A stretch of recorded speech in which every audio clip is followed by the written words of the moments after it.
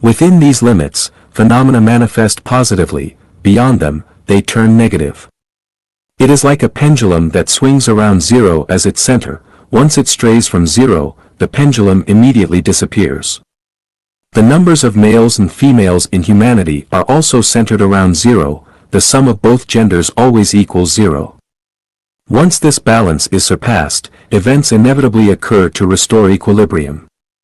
The number line always expands outward from zero in every direction. From a microscopic perspective, everything appears complex and unpredictable. However, with some analysis, we discover that no matter how many phenomena exist, they can all be categorized into the balanced dualities of yin and yang. Each phenomenon is either one or the other. This realization elevates our understanding to the principle of Taiji. Everything is not as complicated as it seems. The dazzling variety of phenomena is simply the Taiji principle in full expression. Yet, how did the Taiji principle originate? Why can the two extremes not expand infinitely? For instance, why can't either gender in the male-female dynamic infinitely reproduce, creating only boys or only girls? Because there is a zero that restricts them. It is the cyclical movement around zero that creates organic, harmonious, and symmetrical balance, giving rise to beauty, a sense of movement, and a world full of life. Therefore, from a macroscopic perspective, everything is zero, which Buddhism calls emptiness. Understanding this brings immense enjoyment to life, making every moment a paradise. Without this understanding, life becomes passive, pessimistic, and an endless sea of suffering. Why do I urge everyone to go with the flow, adapt to circumstances, act according to nature, and respond spontaneously? It is because of the Taiji dance of zero. When an actor performs outside the director's intentions, both experience suffering. To act according to the law of nature is to enter the Tao. Understanding this principle and following its laws is to achieve Tao. Knowing that 1 plus 1 is equal to 0 allows us to enter the formless realm. Have you ever seen a kaleidoscope? The ever-changing patterns of flowers and shapes are simply variations of 0, 1, and -1. By firmly grasping 0, 1, and -1, one can transcend the dizzying phenomena and get straight to the essence. What's even more fascinating is that anyone can rise from being an actor to becoming a director. Actors are passive, but directors are active. Actors dwell in the realm of necessity, whereas directors live in the realm of freedom.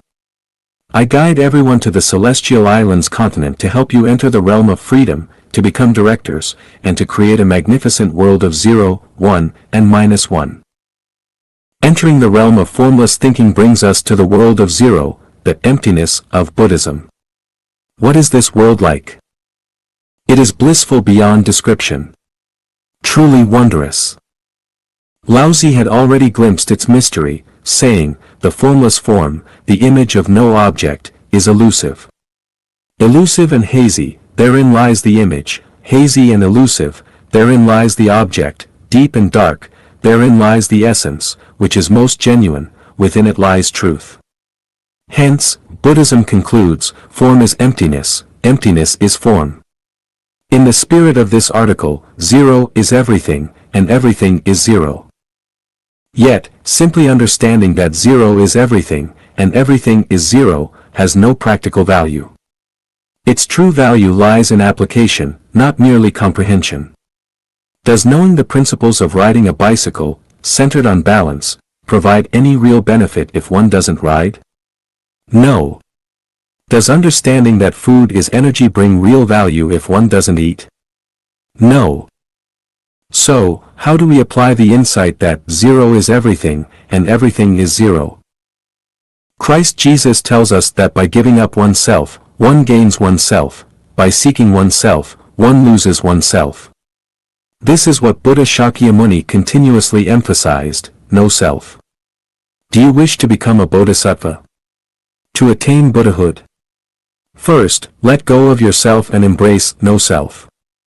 Do not let your heart be attached to forms, sounds, smells, tastes, touch, or dharma.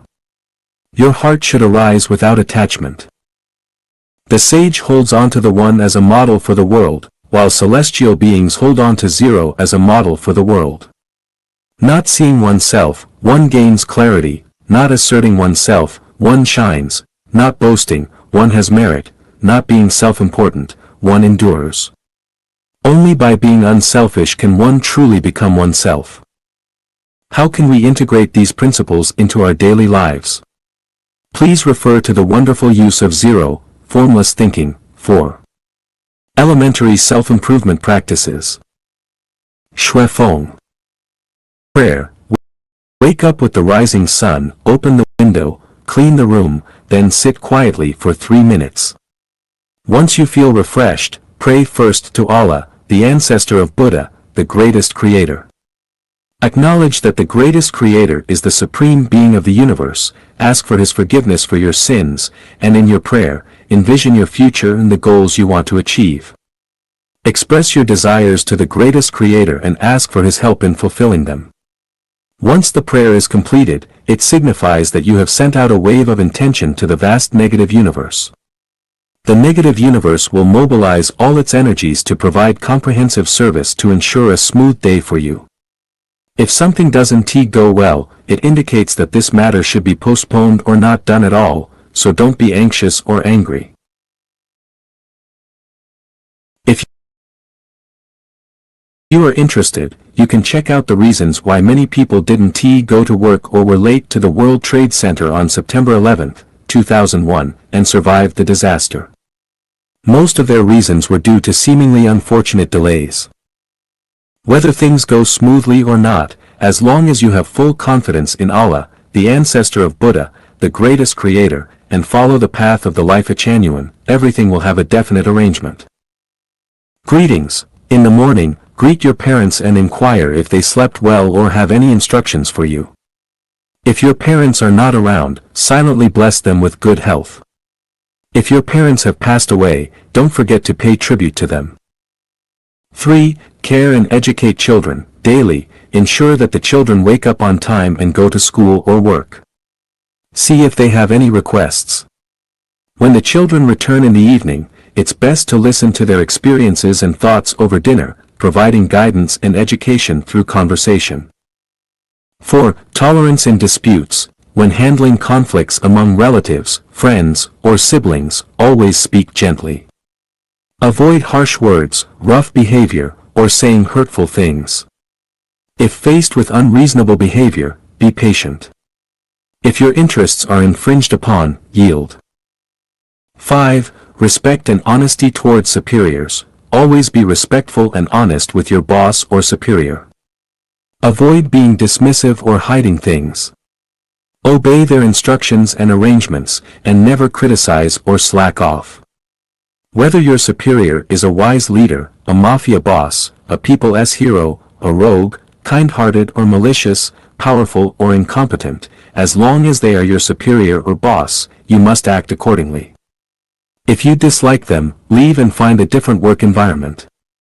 If you dislike them but don't leave, using them while wanting to abandon and undermine them, the sin lies not with them but with you. You'll always be a hypocrite and conspirator.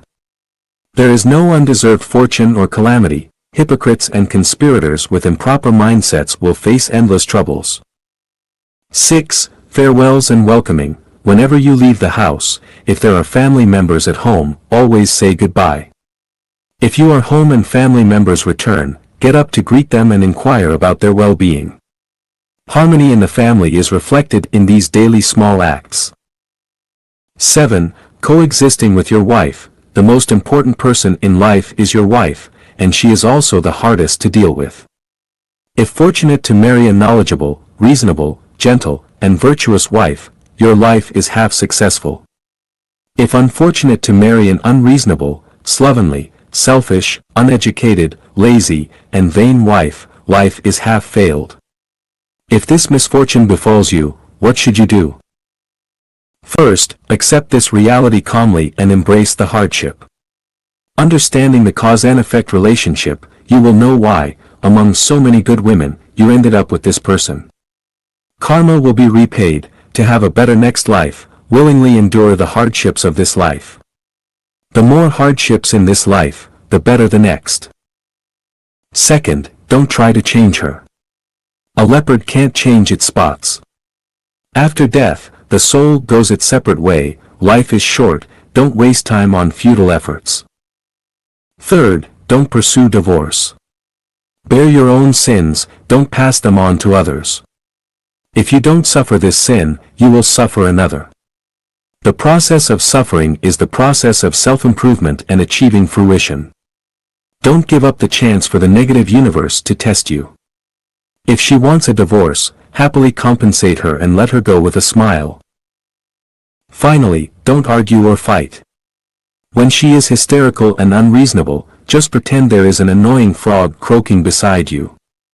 When she has an affair or seeks pleasure outside, pretend to be deaf and dumb, as if you are raising a pig. When she does no housework and expects to be served, silently endure without complaint. When she is addicted to gambling or dancing, inform relatives and friends, then live separately with her. When she uses violence or brandishes weapons, knock her out with one punch. When she seeks death, whether by electrocution, drowning, hanging, or poison, pretend not to know and walk away. 8. Coexisting with your husband. A man fears choosing the wrong profession, a woman fears marrying the wrong man. Marrying an ambitious, diligent, healthy, understanding, and affectionate husband makes a woman's life 80% happy. If unlucky to marry a dabbler, what should you do? First, recognize that no one is perfect, and there is no perfect husband in the world. Enjoy the good half of him and endure the bad half. For example, don't expect a man with great ambition to take care of household chores. He won't have the time and energy if he doesn't exploit you. Don't expect a multi-talented man to bring a peaceful life to the family. Don't expect a handsome and charming man to be completely loyal and not flirt outside. Don't expect a wealthy man to bring a regular and worry-free life. Don't expect a man with a strong career ambition to have leisure time for romance. Don't expect a man who brings you sexual pleasure every night to avoid physical labor and study deeply. Don't expect a sedentary, pot-bellied man who reads and writes to bring sexual satisfaction. Don't expect a rough, bold, and powerful man to understand your delicate emotions. Don't expect a man who is always around, worried about your every frown or fever, to achieve great success. Don't expect a man who is meticulous with housework to become prominent. Don't expect a knowledgeable and scholarly man to avoid criticizing and directing you. Don't expect a man who brings a peaceful and harmonious family atmosphere to be socially adept and responsive. Whether a woman is happy depends on the type of husband she marries. Whether a man is successful depends on the type of wife he marries. The greatest damage to human nature and the biggest constraint on personal freedom comes first from spouses. There is no perfect marriage or ideal spouse combination. Once you recognize this, you can accept unpleasant realities calmly and sincerely. Women should start their self-improvement by learning not to depend on men emotionally to have hope of becoming a celestial being. The American sex symbol Marilyn Monroe committed suicide at 36 not because of lacking other things but because of lacking a man she could truly rely on emotionally.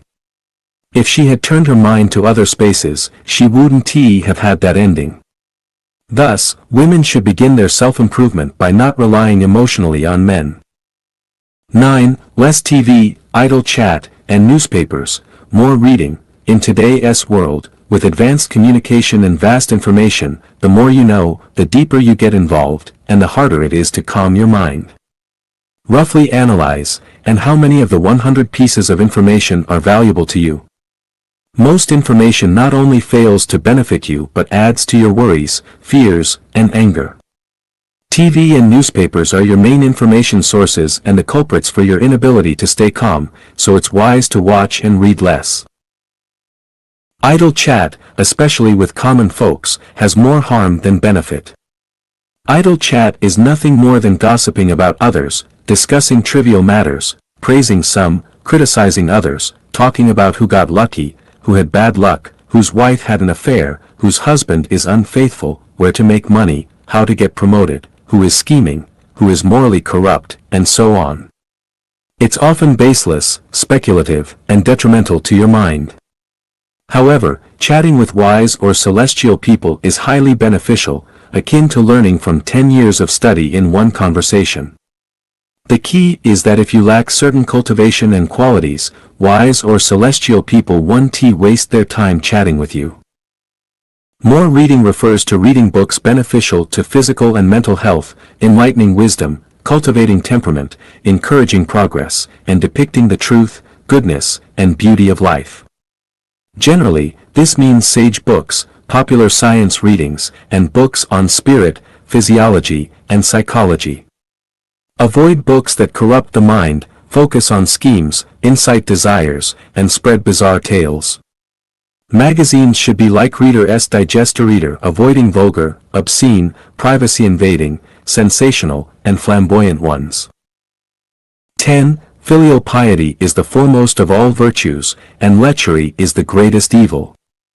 Men, aside from their spouse or a prostitute, should not touch any other woman.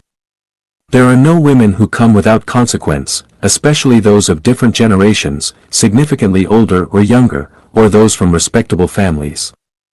Such actions not only bring bad karma in this life but will degrade your soul to the level of animals in the next life. If you have already committed such acts, immediately turn back and sincerely repent to Allah, the ancestor of Buddha, the greatest creator, with heartfelt remorse. Always remember, filial piety is the greatest virtue, and lechery the greatest sin. 11. Treat people with sincerity and without precautions. Imagine that everyone in the world is good. No one intentionally wants to harm you. Even if you have been deceived or taken advantage of before, maintain this mindset. It is better to be deceived 1,000 times and remain sincere than to become distrustful. Do not doubt your parents' love, your wife's fidelity, your children's respect, your friends' loyalty, your subordinates' intentions, your boss' motives, your colleagues' goodwill, your competitors' strategies, your neighbors' actions, or small vendors have deceitful schemes, and so on. 12. Do not compete with others. In public places, if there is a misunderstanding or conflict, regardless of who is right, always apologize first, be courteous, and do not argue. Take the blame upon yourself and concede the reason to others. For example, if someone on a bicycle collides with you, apologize for blocking their path, even if you are injured. 13. Do not expose others' secrets, point out their shortcomings, criticize their faults, or discuss their mistakes. 14. Do not seek advantages, and do not pick up lost items. Do not exploit others' misfortunes to gain benefits, take advantage of their unpreparedness to harm them, deceive the honest, or bully the kind-hearted. Do not opportunistically steal or fish in troubled waters. Do not buy items that are much more valuable than their price, do not touch what does not belong to you, and do not pick up valuables found on the road. 15. Seek a home that is well lit, well ventilated, clean, and tidy. Do not aspire for luxury or flaunt wealth. Refrain from hoarding treasures or money at home to prevent arousing jealousy, covetousness from thieves, robbery from miscreants, or envy from adversaries. 16. Follow the main path and do not learn petty skills. The main paths include professions like farming, commerce, academics, military, and politics. Petty skills include matchmaking, fortune-telling, astrology, face reading, counseling, massage, magic, Taoist practices, gambling, martial arts, sorcery, performing arts, stock speculation, stamp collecting, theft, and begging. Do not learn these petty skills yourself, but do not belittle or mock those who practice them. Respect others' choices. 17. Treat the world as one family and spread love globally. Do not discriminate against any ethnicity, and do not let race, skin color, history, social systems, or economic status dictate your attitude. Similarly, do not harbor resentment towards people from developed capitalist countries because you feel compassion for those in poor areas. This way, you can peacefully enjoy life anywhere in the world. As long as your existence does not harm others, animals, or plants, no disaster or misfortune will befall you. 18. Treat everyone equally. Do not harm the disabled, the poor, or those who are widowed and lonely. Do not treat people differently based on their status or wealth. 19. Do not participate in any form of subversive conspiracy. Be open, honest, and unselfish in all matters, and do not harbor deceitful intentions. 20. Do not engage in or promote any form of superstition. 21. Do not believe in, create, spread, or propagate rumors. 22. Do not withhold wages or benefits from subordinates or servants, and do not obstruct others' career advancements. 23. Do not be jealous of others, and do not curse your rivals or enemies. 24. Keep promises and be punctual. If an unavoidable situation causes a delay, promptly notify the other party and apologize for the inconvenience. 25. Be realistic in all matters. Do not exaggerate, understate, or lie. 26. Dress, behave, and conduct yourself in a manner consistent with common people. 27. Do not be picky about food, do not be extravagant, and do not waste. 28. Avoid places of conflict and disputes, and do not inquire about bizarre or abnormal matters. 29. Return borrowed items promptly. Compensate for any damage and repay borrowed money with interest. 30. Avoid cunning words, obscene language, and vulgar behavior. 31. Mind your own business and do not meddle in others' affairs. Do not offer help if someone does not ask for it. 32. Repay kindness, forget grievances, and do not seek revenge. Do not keep track of the favors you have done. 33. Do not indulge in banquets or parties, and do not stay too long at friends' or relatives' homes. 34. Do not abuse domestic animals, and do not kill animals indiscriminately. 35. Maintain personal and public hygiene. Do not spit, urinate, defecate, or litter indiscriminately. 36. Avoid smoking, drink less alcohol, do not use drugs, minimize medication, do not donate blood, avoid blood transfusions, do not consume blood or blood-containing meat, and do not commit suicide or self-harm. Do not celebrate birthdays, indulge in ostentation, gamble or steal. 37. Respect heroes but do not aspire to be one. We are all ordinary, humble people who are often overlooked and forgotten. Do not have aspirations of becoming a hero. 38. Do not rely on others, including family members. Live independently and face death without fear if living becomes impossible. 39. Do not desire, covet, scheme, or fight for benefits that do not rightfully belong to you. 40. Do not strive to be a good person, a bad person, a saint, or a villain. Live according to your nature, not according to societal value standards. 41. Do not take on burdens beyond your strength, and do not advise others if your words lack weight. Do your best in all things without being extreme. 42. Do not blame heaven and earth, parents, children, siblings, or friends, and do not hold grudges against those who have harmed you. 43. Avoid borrowing money, unless it's absolutely necessary. 44. Appreciate and praise all the beauty around you, the weather, scenery, people, attire, sounds, language, music, singing, objects, homes, and environments. 45. Regardless of the severity of harm or grievance, don't resort to litigation lightly. Try to resolve matters personally. 46. In formal settings, dress appropriately. Men should avoid exposing their chests or wearing only underwear in the presence of women. Women should express their beauty, elegance, and grace through their temperament, appearance, and stature, without inciting sexual desire in men. 47. If you have a contagious disease, make sure to isolate your utensils, food, and space to prevent transmission to others. 48. Commit to working 8 hours a day. Whether the work is physical, mental, or a combination of both, whether it's for earning money or for leisure, whether you are wealthy or poor, you should engage in work or be active for 8 hours each day.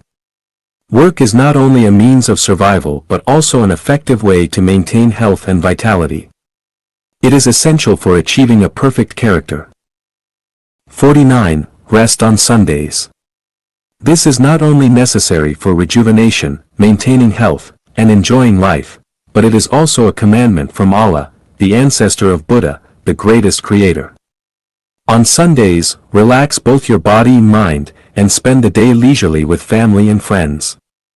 Couples should not restrict each other. If the wife likes to watch movies while the husband prefers to read at home, they should follow their own preferences. If the husband likes to invite friends over while the wife wants to visit her parents, the husband should not force the wife to stay at home to serve the guests. Sunday is a day of freedom for everyone, and no one has the right to take away this freedom. Not only should couples respect each other's freedom, but so should parents and children, friends, and colleagues. There is no need to sacrifice freedom to accommodate anyone insincerely on Sundays. No matter how important a matter is, it should be postponed until the following week. Sunday, also known as the Sabbath, is a day for everyone to stop working and go to church to praise and thank the greatest Creator, and to listen to teachings. My suggestion is to follow your heart. If you want to go, then go, if not, don't. As long as your faith is firm, you have the greatest Creator in your heart, and you practice the requirements of Allah, the ancestor of Buddha, the greatest Creator, in your daily life, it is enough. 50. About eating meat. Buddha does not advocate eating meat. The Bible mentions that meat is permissible, but some animals' meat is unclean and should not be eaten, including camel, rock badger, rabbit, pig, mouse, dead birds, dead animals, animals with wings and 4 legs, water creatures without fins and scales, birds like eagles, vultures, ravens, ostriches, storks, herons, bats, reptiles like lizards, geckos, snakes, centipedes, and millipedes. The view of Lifechanyuan is that if you want to become a Buddha, you must resolutely not eat meat. If you want to go to the 1,000-year world, meat is permissible. Eating meat is a manifestation of unkindness and cruelty, but life is hard, and we must survive. It is acceptable to eat meat when necessary. Eating meat and killing life are two different things. Previously, I mentioned that eating meat is akin to harming life from a spiritual perspective. Life consists of both physical and spiritual parts. Once an animal is killed, its spiritual body leaves, and the remaining meat is just a substance, no different from fruits and vegetables. The difference is that eating vegetables, fruits, and soy products makes people kind, peaceful, and calm, while eating meat can make people violent, selfish, and cruel. Observe the people around you, and you will find a significant difference in character between those who often eat vegetarian food and those who eat meat regularly. The reason is that all meat contains toxins.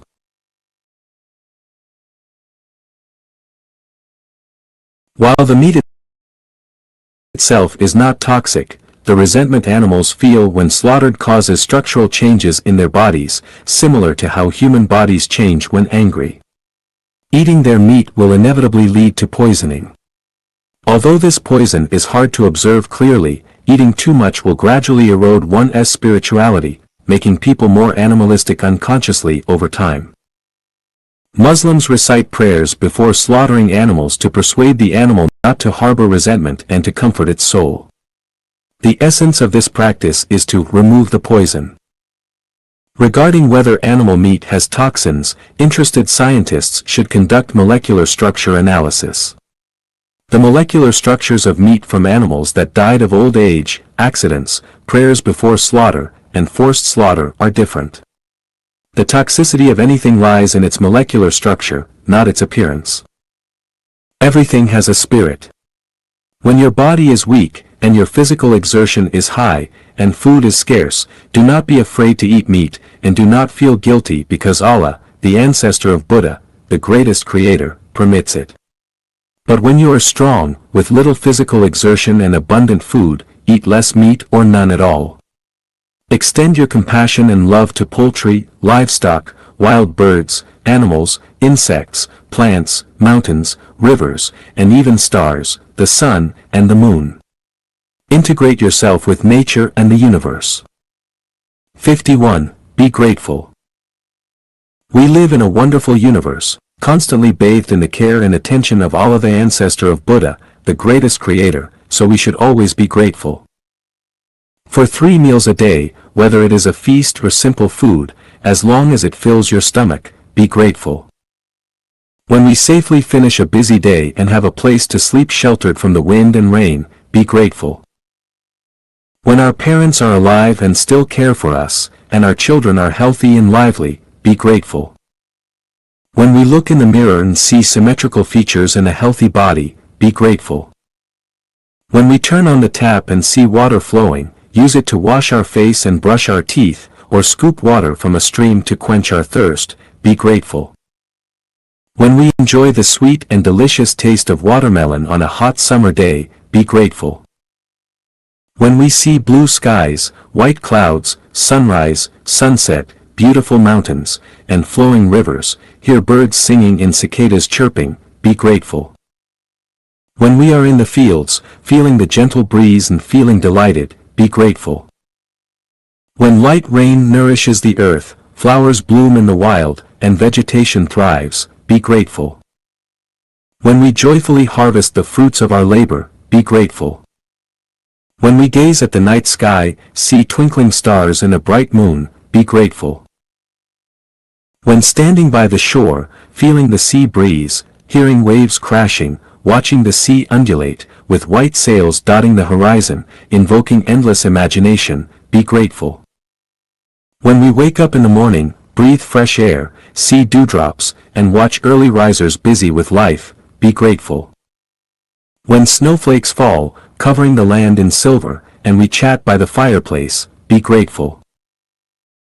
What more could we be dissatisfied with? How could we not be grateful? All of this is given by Allah, the ancestor of Buddha, the greatest creator. We dedicate all our gratitude and glory to the Almighty greatest creator. Sustained elementary self-improvement will surely enable us to achieve a relaxed, satisfying, peaceful, happy, and solidly ordinary life. Face your inner conflicts and stains honestly, and do not deceive yourself. Cause and effect have never owed us anything, so do not complain. We indeed have virtues, but it is also necessary to keep some of them hidden. This is called self-restraint. Do not engage in idle chatter when there is nothing to do, as disputes often arise from idle talk. Most people spend their lives doing 3 things: deceiving themselves, deceiving others, and being deceived by others. Those who overly admire themselves will not appreciate others' virtues. Living for others' applause indicates a person who cannot withstand challenges. The heart is the greatest deceiver. Others can deceive you temporarily, but it will deceive you for a lifetime. Bad children cause more worry for their parents. Therefore, for beings with deep karmic debts, we should extend more forgiveness and compassion, rather than abandoning or distancing ourselves from them. As long as you are consciously at peace, all directions, east, west, south, north, are good. If there is one person not yet enlightened, do not escape yourself. Live life with an ordinary mind, treat people and handle affairs with a sense of shame, and align the Buddha's heart with a Bodhi mind. When you cling to something, you only hold on to that. If you are willing to let go, you have the opportunity to choose something else. If the mind is stubbornly fixed on its own views and unwilling to let go, then its wisdom will only reach a certain level. If others fear you, it is not a blessing. If others harm you, it is not an insult. It's not someone else that bothers me, but I bother myself with someone else's words and actions. Do not deliberately misinterpret others' goodwill. You should think in positive terms. It is natural for things in the world to not go as you wish. My wealth does not come from having a lot, but from requiring very little. Eating means you must eventually excrete. A person must learn to let go of attachments or else face constipation. Those who often think others are paying attention to them or hope for others' attention tend to live with more troubles. I can cook for you, but I cannot eat for you. Each person eats their own food and faces their own life and death. It's easy to belittle others, but it's difficult to find balance within oneself. Humanity's greatest error lies in not daring to assume the heart of a saint.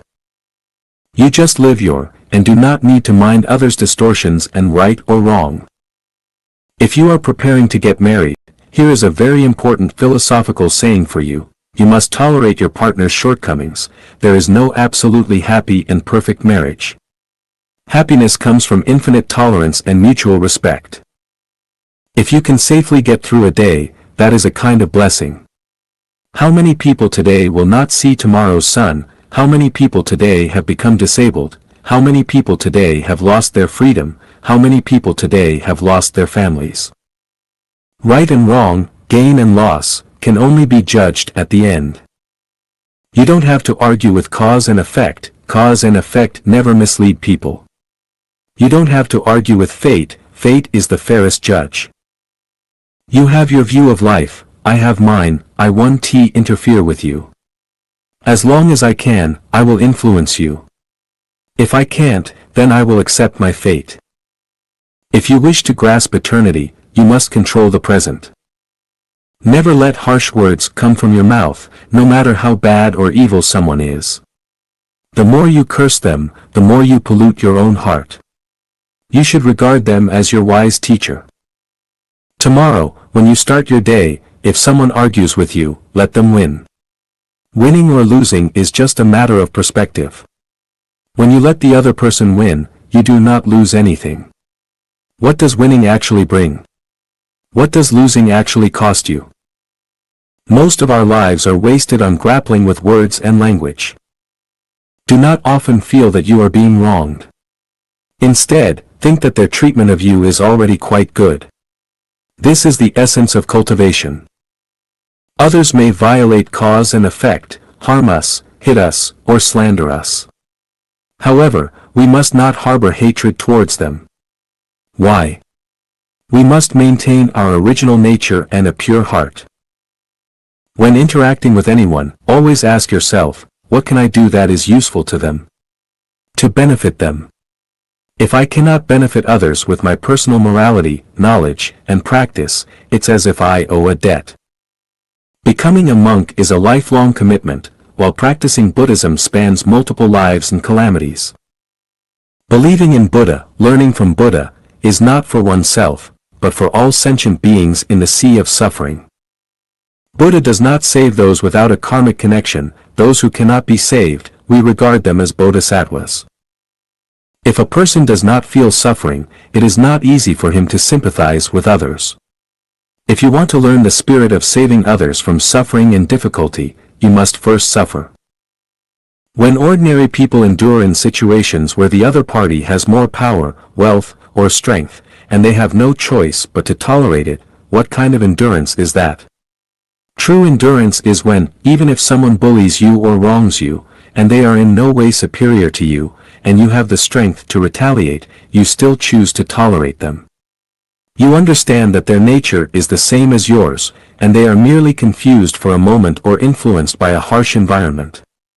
There is no need to hold grudges against them. Being able to endure under such circumstances and with such a mindset is the true meaning of endurance. If we look at it from the perspective of many lives and calamities, then among all sentient beings, who has not been my parent, brother, sister, or relative? Who has not been my enemy? If we talk about grace, everyone has grace with me. If we talk about grudges, everyone has grudges with me. In this way, do we still have any difference between grace and grudge, kinship and estrangement? Considering wisdom and foolishness, everyone has smart times and also foolish times. Smart people may become foolish, and foolish people may also become smart. The worst person has also done many good things and will not always be bad. Good people have also done many bad things and may not always be good in the future. By reflecting on this repeatedly, the so-called grudges, kinship, wisdom, and foolishness, these many different concepts, will naturally fade away. This is definitely not chaos, nor is it ignorance of right and wrong, but rather to replace our biased views since the beginningless time with the concept of equality. The world was never yours to begin with, so you don't need to abandon it. What needs to be abandoned is all attachment. Everything is for my use, but not for my possession. It's better to forgive others yourself, don't let others forgive you. When you face things with a troubled mind, you will feel that everything is an obstacle, and the world will become ugly and hateful. If you want to be the dragon and elephant of all Buddhas, first be the horse and ox of all sentient beings. Although we cannot change the world around us, we can only change ourselves, facing everything with a compassionate heart and a wise heart. 181 Guidelines for Buddhist Practice, Part 1. Author unknown. Translation edited by Chinyu. I put these 181 pieces of wisdom from Buddhist into the self-improvement section of the chapter of self-improvement and self-cultivation to express gratitude to the anonymous author for his supreme merit of compiling them. The reason for suffering lies in the pursuit of the wrong things. Rather than blaming others for your suffering, it is better to acknowledge your own lack of cultivation. If you don't trouble yourself, others will never be able to trouble you. Your own inner self is the obstacle. Focus on disciplining yourself rather than trying to control others. Not forgiving others and not being lenient causes suffering for yourself. Instead of being dissatisfied with others, you should reflect on yourself. Dissatisfaction with others causes suffering to yourself. All evil deeds are illusions, do not belittle yourself. All good deeds are also illusions, do not be arrogant. Those lacking in blessings often hear gossip and complaints, those with sufficient blessings rarely hear such things. Cultivation requires constant, gradual effort. One cannot achieve enlightenment through favorable conditions alone. Always be grateful to those who bring you adversity. Accept your fate at all times because you are human. Always forgive others, no matter how bad they are or how much they have hurt you. Only by letting go can you find true happiness. Learning Buddhism is a matter of conscience, not for others to see. When you are happy, remember that this happiness is not eternal. When you are in pain, remember that this pain is also not eternal. To change others, you must first understand, subdue, and change yourself. Today's attachment will lead to tomorrow's regret. You can have love, but do not be attached to it, as separation is inevitable. Do not waste your life on things you will inevitably regret. Whenever you let go, you will be free of trouble. True asceticism is achieved when the mind is free of distinctions. The first principle of learning Buddhism is to never focus on others' faults. By focusing on others' faults, you only pollute yourself and hinder your own practice. If you notice others' mistakes and grievances every day, you should quickly repent. This is practice. Those with deep karmic obstacles spend their days focusing on others' faults and flaws. True practitioners never focus on others' mistakes and defects. Every wound is a form of maturation. It is not pitiable to be confused, it is most pitiable to be unaware of your own confusion. Arrogant people can be saved, but those who are self-deprecating cannot. Do not pity others too much, pity yourself more. How much do you understand life despite your practice? The world is inherently full of suffering, with no exceptions. When you are troubled, remind yourself that everything is an illusion. What are you troubled about? Before learning Buddhism, nothing seems right. After learning Buddhism, everything seems to fall into place. Tolerate those with differing opinions, it makes life easier. If you constantly try to change them, you will suffer. Learn to endure and accept them. Acknowledging your own greatness is the same as acknowledging your ignorance. Practice is about correcting one's erroneous perceptions. A doctor cannot cure someone who is destined to die, just as the Buddha cannot save those without karmic connection. If you cannot forgive others from the heart, you will never find peace of mind. A person who is filled with their own views and thoughts will never hear the voice of others. Destroying a person can be done with a single word, but nurturing a person requires 1,000 words. Please be gentle with your words. When advising others, if you disregard their self-esteem, even the best advice will be ineffective. Do not mix arrogance with your wisdom. Do not let your humility lack wisdom. There is no need to turn back to see who is cursing you. If a mad dog bites you, are you going to stoop down and bite it back? Envying others does not bring any benefit to yourself, nor does it diminish others' achievements. Never waste a single moment thinking about people you dislike. Many people, when leaving this world, utter the same lament, how helpless and desolate this world is. Falling in love is not a charity that can be given away casually. Emotions have no formulas, no principles, and no logic to follow. Yet, people persist and pursue it until their last breath. Speak your dissatisfaction and grievances with compassion and a gentle attitude, making it easier for others to accept. Those who create opportunities are brave. Those who wait for opportunities are foolish. Being able to speak but not act is not true wisdom. Pay more attention to how others speak and refrain from rushing to express your own views. Why fill a bottle with poison when it can hold something beneficial? Similarly, why let your mind be filled with troubles when it can be filled with positivity? What we cannot obtain always seems beautiful, but once we deeply understand it, we often find it is not as wonderful as we imagined. In this world, there is only diplomacy, not perfection. Practice requires patience, contentment with simplicity, and finding joy in solitude. Living another day is a blessing and should be cherished. When I cried for not having shoes, I realized some people do not even have feet. Paying more attention to others means less attention for self-reflection. Do you understand? Don't always keep your eyes so wide open. Let me ask you, 100 years from now, what will be yours? To understand worldly conflicts and calamities, listen to the sound of the butcher's door at midnight. Do not just complain about your own illnesses and disasters, also observe how many lives have perished under your blade. Resentment towards others is a significant loss for yourself. Everyone has life, but not everyone understands or cherishes it. For those who do not understand life, it is a form of punishment. Those who think they possess wealth are actually possessed by wealth.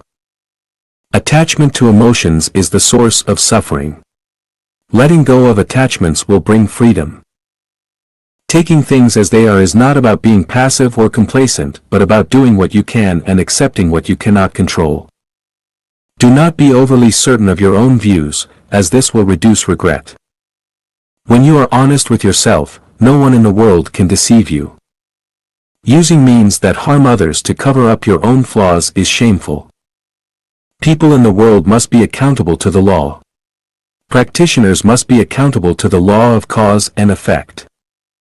When you are poor, offer your physical efforts in service, such as cleaning, watering, or moving things. This is also a form of giving. A person who is full of jealousy, lacks honesty, and speaks unkindly cannot be considered a person with a proper appearance. Quietly caring for and blessing others is a form of intangible giving. Tell more jokes and approach life with humor, this will make life easier. The way to interact with others is through boundless tolerance. Do not attempt to guess others' thoughts without wisdom and experience, it often leads to mistakes. To understand a person, simply check if their starting point and destination are the same, this reveals their sincerity. The truth of life is hidden in the mundane and flavorless. Not bathing and applying perfume will not make you smell good. Reputation and honor come from genuine talent and virtue. True virtue naturally emits fragrance. Instead of rejecting established facts, it is better to accept them, this is called accepting fate. The Buddhas and Bodhisattvas only bless those who are willing to help themselves. Adversity is a necessary process for growth. Those who bravely face adversity will see their lives flourish. Be grateful to those who point out your faults. Those who consider others will never feel lonely. If you can identify your own faults with the same accuracy as you see others' faults, your life will be extraordinary. Forgiving others is like creating space in your heart for reflection and growth. Time will pass, so let time carry away your troubles. If you insist on taking simple matters seriously, you will suffer. Those who constantly twist the goodwill of others are beyond redemption. People are not inherently bad, they just have habits. Everyone has habits, some deeper than others. If someone genuinely seeks the Tao, forgive them. Do not label them as bad people. Telling one lie requires concocting 10 more to cover it up. Why go through such trouble? In reality, those who love beauty are simply in love with themselves. No one is immune from slander, and no one is forever praised. When you speak too much, people will criticize you. When you speak little, people will criticize you. Even when you are silent, people will criticize you. In this world, no one escapes criticism. 181 Guidelines for Buddhist Practice, Part 2. Author unknown. Those who merely praise and admire us are not true teachers. The real wise ones are those who can point out our mistakes, guide us in the right direction, and help us improve. It is through them that we can truly progress. What you currently have will become someone else's upon your death, so why not give it to those who truly need it now? Practicing for the sake of praise is like a flower trampled underfoot. Living a day in vain, doing nothing, is like committing theft. Being able to humble oneself is true nobility. Making many connections means not hurting anyone. Silence is the best response to slander. Respecting others is a way to dignify yourself. Having a selfless heart means having everything. Hatred can never resolve hatred, only compassion can resolve hatred. This is an eternal truth. Accepting fate is better than complaining. For unchangeable facts, accepting fate is the best solution. Do not let the delusion of others trouble you, and do not let their ignorance cause you suffering. If others speak ill of you, do not get angry or upset. If they speak well of you, do not be overly pleased. There is good within the bad and bad within the good. It depends on how you use it. Even if you are clearly in the right, yet others adamantly claim you are wrong, you should still seek their forgiveness. The essence of practice lies in enduring all things and advancing in spite of apparent unfairness. Even when you are undeniably correct, seeking forgiveness from others is a part of the practice. When your mistakes are revealed, do not lose your temper. Arguing or complaining will not hide or overcome your flaws. Do not always feel unfortunate, there are many more suffering people in the world than you. The foolish person always wants others to understand him, the wise person works hard to understand himself. If you always consider others to be right and yourself wrong, you will have fewer worries. Coming into this world is incidental, but leaving is inevitable. Therefore, you must remain constant in the face of change, and adapt to change while remaining constant. Compassion is your best weapon.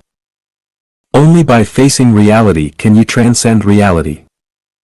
Conscience is the most impartial judge. You can deceive others, but you can never deceive your own conscience. Those who do not know how to love themselves cannot love others. Studying Buddhism is essentially learning how to be a person. When a virtuous person practices wrong methods, the wrong methods become correct. When a wicked person practices correct methods, the correct methods become wicked. Everything is created by the mind. Sometimes we need to calmly ask ourselves what we are pursuing and why we are living. Do not distance yourself from close friends over minor disputes, nor forget great kindnesses over minor grievances. Being brave and accepting others' criticism helps adjust your own shortcomings. Be grateful for what you have and for what you do not have. Compassion is to always consider others' perspectives and to act for their benefit. Learning Buddhism is not about seeking solace in death, but about living freely and transcending in the present moment. The Buddha never forces others to do what they dislike, he only teaches what is good and what is bad. Good and evil are for oneself to choose, and life is for oneself to manage. Letting go means removing your discriminative mind, sense of right and wrong, gain and loss, and attachment. Speak without hostility or harm, do not boast about your own abilities, and do not broadcast the faults of others. This will naturally turn enemies into friends. Those who frequently point out others' faults are often not good themselves, as they do not take the time to reflect on their own behavior. Disputes arise every day, if you don't listen, they naturally disappear. Disputes arise every day, even if you don't listen, they still exist. Disputes arise every day, what will you do about it? True giving is to let go of your worries, anxieties, discriminations, and attachments. If you truly love someone, you must tolerate their flaws. To overcome the fear of death, you must accept the concept that everyone in the world will eventually die. Of all the patients, doctors find it hardest to treat themselves. Of all sentient beings, those who are self-righteous are the hardest to save. A donkey will never become a fine horse no matter how good the grass it eats. Similarly, practicing with attachment and discrimination, no matter how diligent, will not lead to enlightenment. Those who understand the eternal truth will not grieve over birth and death, as these are inevitable. Even though you may dislike someone, if you can still recognize their strengths and virtues, such a person with such cultivation is truly rare in this world. If you can let everything be as it is, you are truly free in this world. Always tell yourself, I am the happiest person because I have encountered the Dharma, there is no other happiness besides this. If you can repeat, I do not need to worry about this small matter, 21 times each day, you will find an incredible strength within yourself. Try it, it is very effective. Abandoning the boat after you reach the shore. Xiefeng. October 17, 2013. Does a billionaire still need to learn how to get rich? Of course not. Does a graduate student need to go back to high school to study the high school curriculum? Of course not.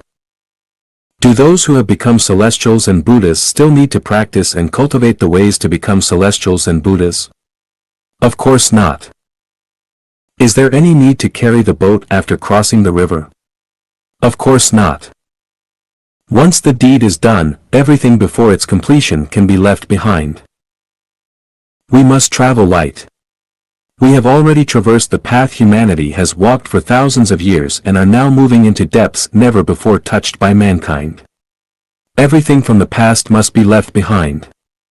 With cars, we abandon ox carts and horse carts. With electric lights, we abandon oil lamps and gas lamps. Moving into palaces, we no longer need to keep the old, thatched huts. Upon entering the second home, we leave all worldly things behind, and upon entering the kingdom of heaven, even everything from the second home must be abandoned.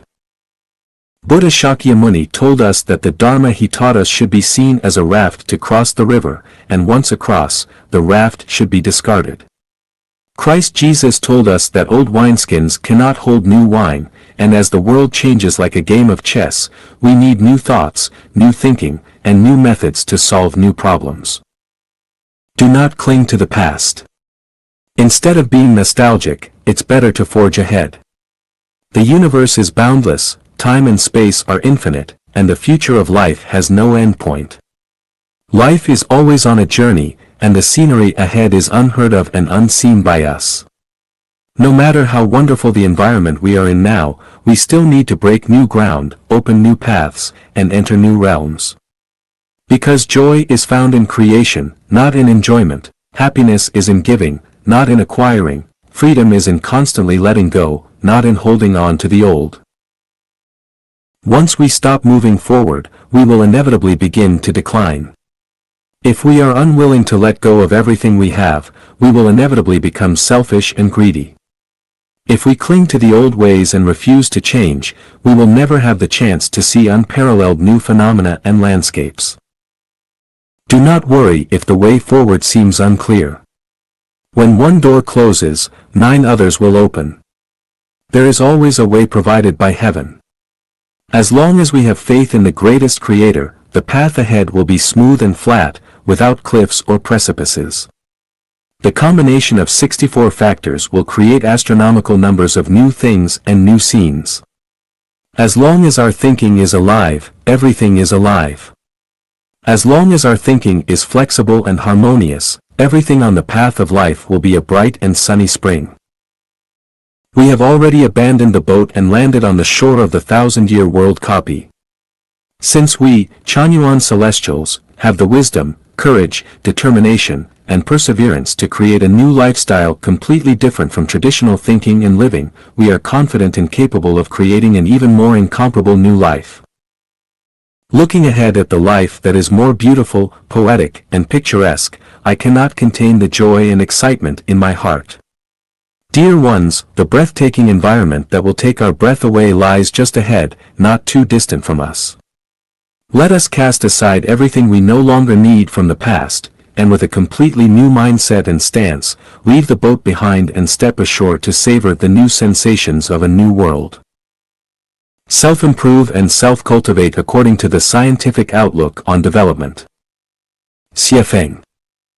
October 13, 2013. As 3 feet of ice does not form in a single day, nor does water carve through stone overnight, a towering tree does not grow in 3 to 5 years, and becoming a celestial being or Buddha is not achieved in 10 or 8 years. 10 years of hard study goes unnoticed, but one success brings fame across the land. Nobel Prize winners, without a decade or decades of diligent study and research, none could easily win the Nobel Prize.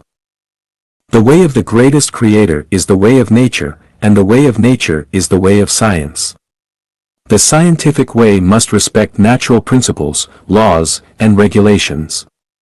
Any thoughts, ideas, desires, attempts, statements, or actions that try to transcend these natural principles, laws, and rules go against the way of the greatest Creator and are harmful to people and society. The Great Way is very straightforward, but people love to take shortcuts. Laozi warned us over 2,500 years ago that we should not seek shortcuts in cultivation.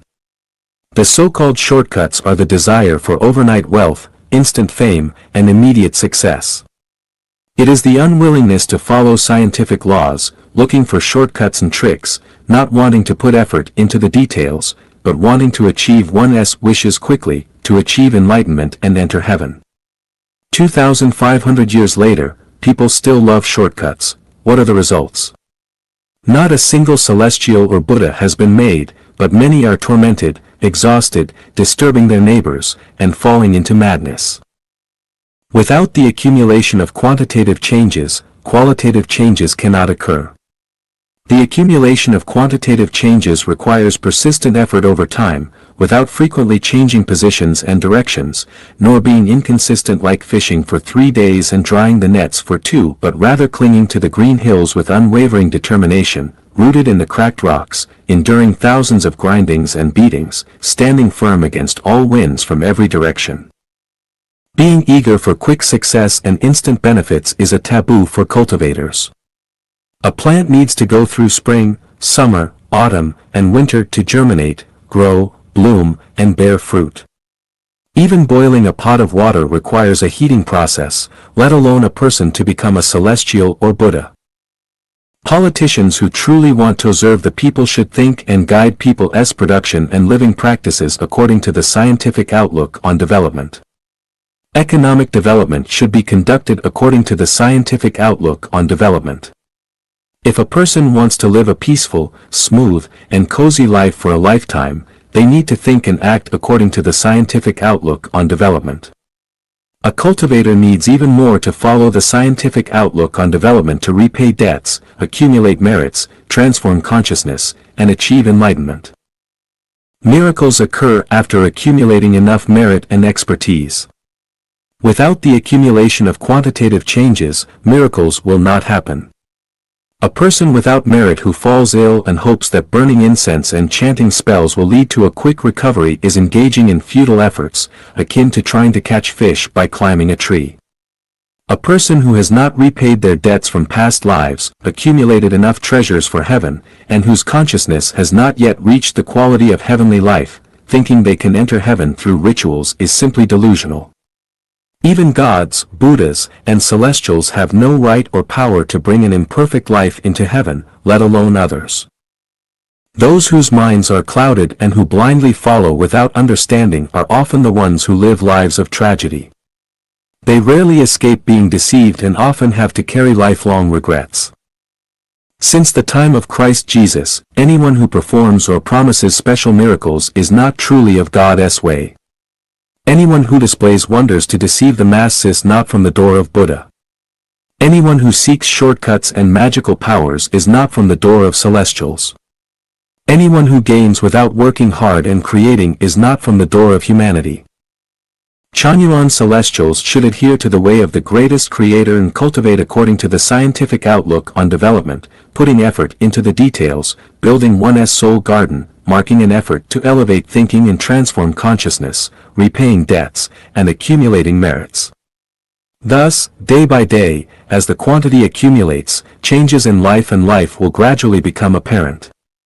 When the quantitative change reaches the saturation point, the miracle of qualitative change, like a chick breaking out of its shell or a caterpillar breaking out of its cocoon and transforming into a butterfly, will occur.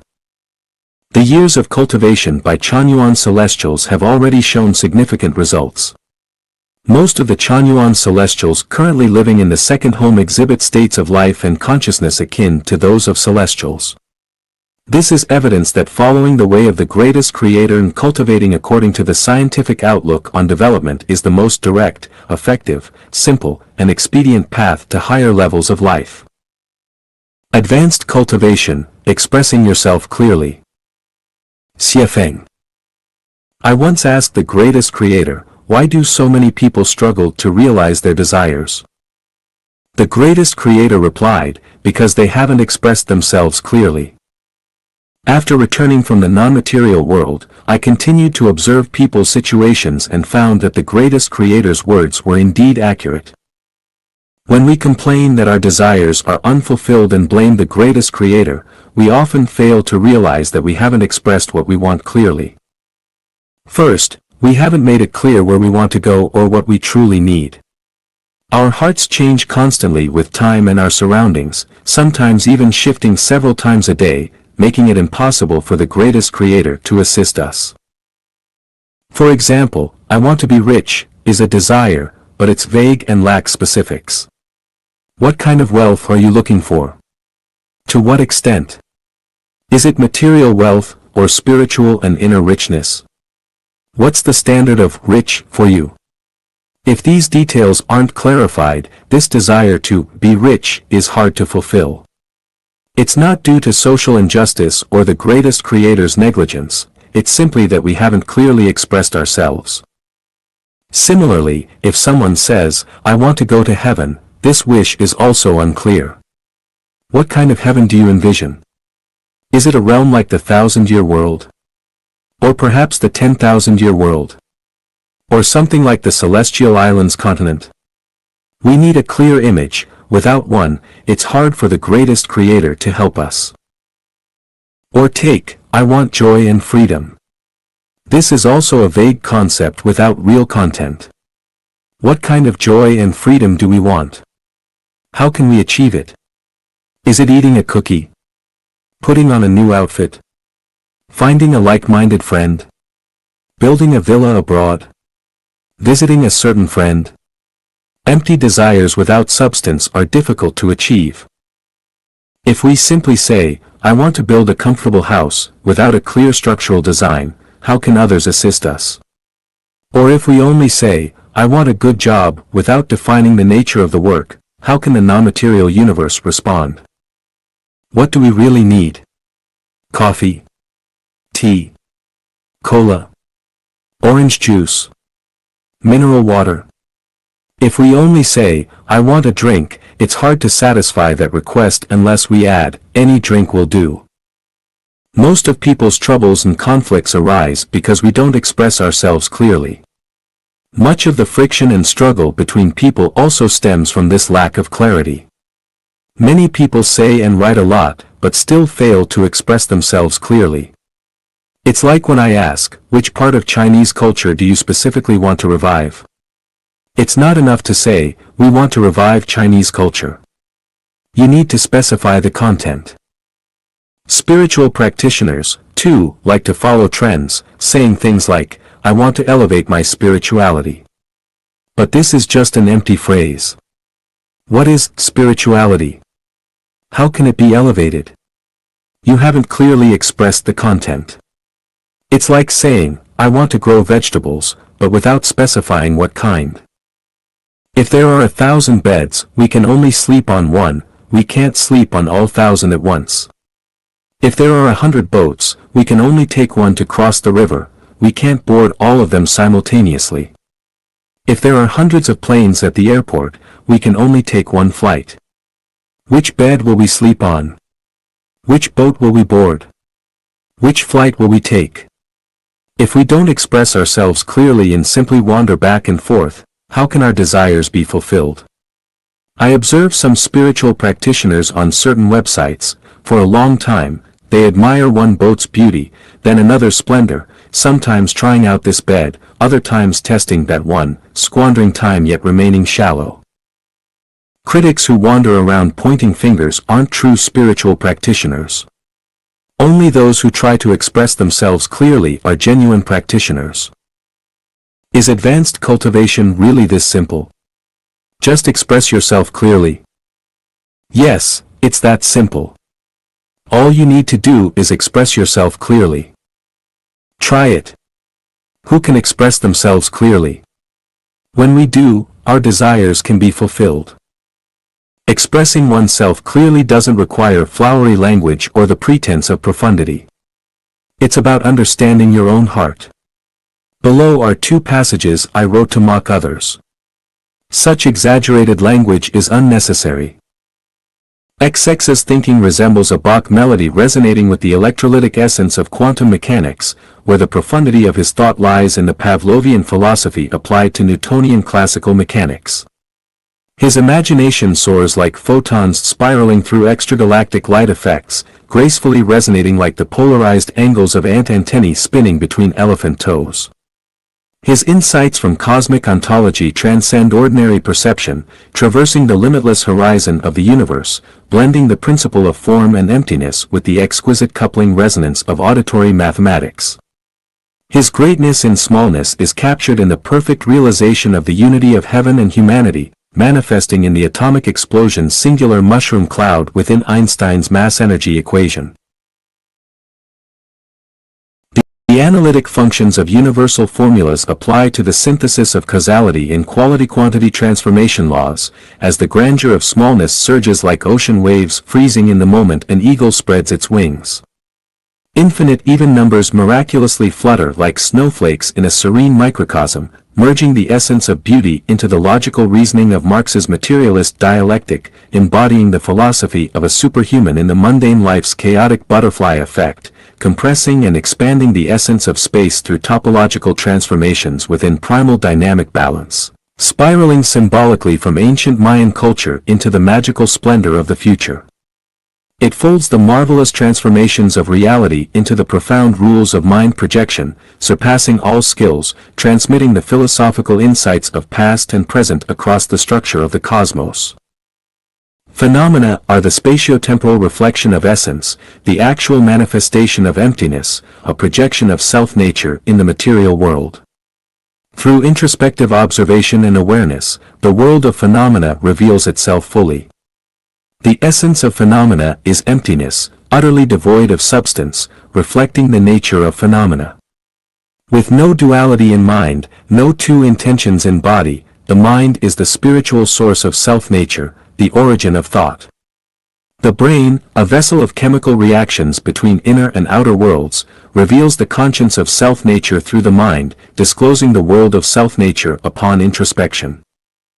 By creating our reality from cosmic essence, the reality we experience is a conscious reflection of our subconscious within emptiness. When meditation and introspection harmonize perfectly, reality emerges. The maximization of self lies in egolessness, the optimal path to refining the self is through the projection of awareness. The material world reflects egolessness, a phenomenon shaped by the desires of self-nature within the essence of emptiness. Only by grasping the essential properties of emptiness can we elevate the beauty of the mind to the highest realm of material reflection. Form mirrors the soul of emptiness. Emptiness is the natural essence of form. The method of ultimate awareness lies in transforming form into emptiness, understanding form through introspection atop the peak of the soul. The essence of love is the holistic projection of sexuality, aligned with the natural law of the Tao. The universe's essence is an unrestricted expansion of love within nature's bounds. When a tiger devours a fawn, it reflects self-nature's ultimate conquest within the realm of love. Beauty's principle lies in the absoluteness of love, with absolute beauty embedded within the unconscious awareness of relative beauty. Relative beauty is love concealed within the deep structure of appearance. When the mind's supreme beauty ascends into the boundless compassion of cosmic unity, beauty radiates an irresistible allure. The extraordinary lies within the awareness of the ordinary. Extraordinary skills in life harmonize biological and psychological attributes in a logical, natural competition. As chemical properties of life evolve with physical qualities, the extraordinary potential within the ordinary erupts. These passages are intentionally exaggerated and empty. Articles that appear flowery and profound like these, in fact, fail to express anything clearly. Although we can learn from others' wisdom and experiences, there's no need to waste time and energy on writing that doesn't express itself clearly. The more we read and study such writings, the more confused our thinking will become, and the deeper we'll sink into the illusion of word games. Advanced cultivation. Shuifeng. Advanced cultivation is the practice that begins after one has attained the status of a celestial being. As long as concepts such as parents, children, family, ethnicity, and nation still exist in your heart, as long as you have not yet experienced all the hardships and tasted all the bitter and sweet experiences of human society, as long as you have not yet read the Bible, the Quran, Buddhist scriptures, and the Tao Te Ching, you cannot engage in this cultivation. At present, there are no such individuals in human society, so I find it unnecessary to elaborate further. Advanced self-improvement. Xiefeng. Advanced self-improvement is the practice of those rare individuals in human society who have essentially attained perfect human nature. It is the path of cultivation leading to the 10,000-year world and the Elysium world, pure land, and it is not meant for the ordinary masses. Advanced self-improvement involves the realms of gods, celestials, and Buddhas, and delves into the profound mysteries of the universe. A slight misstep could bring disaster to humanity. Therefore, I will only explain it to those who have affinities with celestials and Buddhas. Advanced self-improvement can be summarized in one guiding principle: as long as you recognize that the world is faultless, all faults lie within us, you can enter the realm of advanced self-improvement. The above is about self-improvement. Now, let us begin the self-cultivation. Always remain in the zero state, advanced cultivation. Xiefeng. Today, after reading Feelings of the Middle Way by Chenkuan Celestial, I experienced a sudden clarity, as if a new window had opened within my heart, offering a view of the boundless universe. Feelings of the Middle Way further expands upon Laozi's principle of effortless action that accomplishes everything and Buddha's thought on formlessness. Laozi's effortless action, Buddha's formlessness, and Chenkuan Yuanchu's middle way all point to the zero state. What is the zero state? It is a state of emptiness, spirit, and grace. All useful things exist in this zero state. For instance, all kinds of scales used to measure weight are set to 0, and gauges measuring voltage or current are at 0. Only when these instruments are at 0 can they accurately measure the true essence of what they gauge. If not set to 0, say, set at 80 or some other value, then the readings they show cannot reflect the true nature of what is measured. Only when a scale is at 0, in a state of effortless action and formlessness, can it accomplish everything, reveal the true nature, and accurately weigh any object placed upon it. As Lifechanyuan Celestial has said, Buddha nature is tasteless, the greatest creator is soundless. Lack of perception is the greatest perception. The feeling of the middle way is to be without feeling, to lack perception is to experience all perception. Effortless action that accomplishes everything, all sages and saints make distinctions through the principle of effortless action, and lack of perception enables one to experience all perception. All of these bring Laozi, Buddha, and Lifechanyuan Chu onto the same plane of wisdom.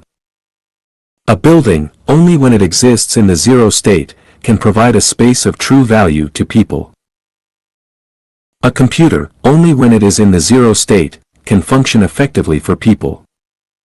An ox, only when it is in the zero state, can serve farmers. A Buddha, only in the zero state, can embody the true Buddha nature and guide others across the river of life. Only when a person is in the zero state can they truly understand the Great Way, achieve enlightenment, and attain the qualities of a celestial being or Buddha. A drinking cup, only when in the zero state, truly functions as a drinking cup. If filled with something else, it ceases to fulfill its purpose. Idling vehicles and machinery are also in a kind of zero state. The earth, existing in the zero state, nurtures all forms of plant life. The state of energy differentials is likewise a form of zero state, ready to unleash immense power in an instant.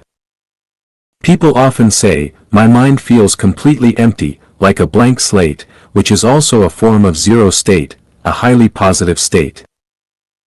As the wind passes through sparse bamboo, the bamboo retains no sound. As geese fly over a cold pond, the pond leaves no reflection. This reflects the zero state of the bamboo and the pond. Keeping oneself in a zero state is a form of advanced cultivation. The highest level of swordsmanship is the absence of a sword. The ultimate mental practice is to be without a mind. The most profound Buddha Dharma is to be without Buddha, and the greatest self is the absence of self. Striving to reach the zero state is moving toward Buddha, toward celestial beings, toward the Tathagata. To cling to any specific matter, thing, theory, religion, political party, nation, family, or person is to deviate from the Tao, to distance oneself from the zero state. The zero state is not emptiness but, as Lifechanyuan Celestial says, the root of life. The zero state holds the mysteries of heaven and earth, immense power, endless transformations, and countless phenomena. The zero state is an attribute of the Tao, it is the state of the greatest creator. The zero state is nothing, yet it contains everything. To reside in the zero state is to reach the state of unity between heaven and humanity, to dwell in the eternity of life. The most exquisite experience in life is the awareness felt when consciousness resides in the zero state, for it is then that one can perceive everything. From the zero state, viewing humanity's many values and morals reveals them to be mistaken. From the zero state, seeing humanity's suffering shows it all to be man-made, a result of straying from the zero state. The zero state is also the gateway to all wonders, mysterious, graceful, resplendent, and magnificent. Everything arises from it. I hope you will frequently keep yourself in the zero state. Anywhere, anytime, fully accounted. Xiefeng. Anywhere, anytime, fully accounted. This profound maxim was created by Daoyun Celestial of Lifechanyuan. Life is an unpredictable journey, where any moment or place could be our final stop. Once we step outside, there's no guarantee we'll return. Our farewells to loved ones may indeed be final partings, leaving us no chance for one last word. Therefore, we must live anywhere, anytime, fully accounted, so that we leave no room for regret or remorse. A philosopher once said, "No one steps in the same river twice. Everything is in constant flux, changing from one moment to the next. Buddhism teaches that life is impermanent, small changes accumulate, and major shifts can arise in an instant, like a tsunami, like an earthquake. Last year on this day, within this gate, human faces and peach blossoms reflected in red. And this year? You're nowhere to be found, while the peach blossoms still smile in the breeze. This is why we must be anywhere, anytime, fully accounted. To live anywhere, anytime, fully accounted means sharing our deepest blessings and praise with our loved ones and those we respect and admire. When possible, perform small acts of kindness for them, live with a clear conscience, and fully enjoy each moment. Be ready to depart at any moment, as if the next instant may take us from this world to a new journey through the vast universe. Anywhere, anytime, fully accounted. Earth is not life's permanent home. We're here temporarily by fate, and ultimately, we'll leave. There's no need for excessive sadness or worry. Nothing here is truly ours, except the non-material structure of our own life. Saying, "This is mine," or "That is mine," is an illusion and a source of suffering. In the end, we take nothing with us. In the end, we're left with nothing but the spirit light of our awareness. Life is but a dream, all is transient, like clouds. We must fully experience life, leaving no regrets. Anywhere, anytime, we should do our best, enjoy the wonder of life, and act and speak as the moment requires. The present moment is real, don't sacrifice today for dreams of tomorrow. Regret and remorse arise when we don't live anywhere, anytime, fully accounted. Many people realize this only in their final days, at the threshold of life and death. But by then, it's too late. Don't wait until the moment of farewell to make things right, instead, be anywhere, anytime, fully accounted. In this way, we can close our eyes in peace, free of regret, at any time and place. Imagine if Jesus suddenly appeared before us, asking us to leave this world right now. Are there things we can't let go of? Debts unpaid? If so, it means we haven't been anywhere, anytime, fully accounted. With this mindfulness, our spirit will remain at peace and our soul in joy, ready to follow Jesus to the kingdom of heaven. Anywhere, anytime, fully accounted is a sublime life state. It aligns with Tao and the wisdom of Prajna.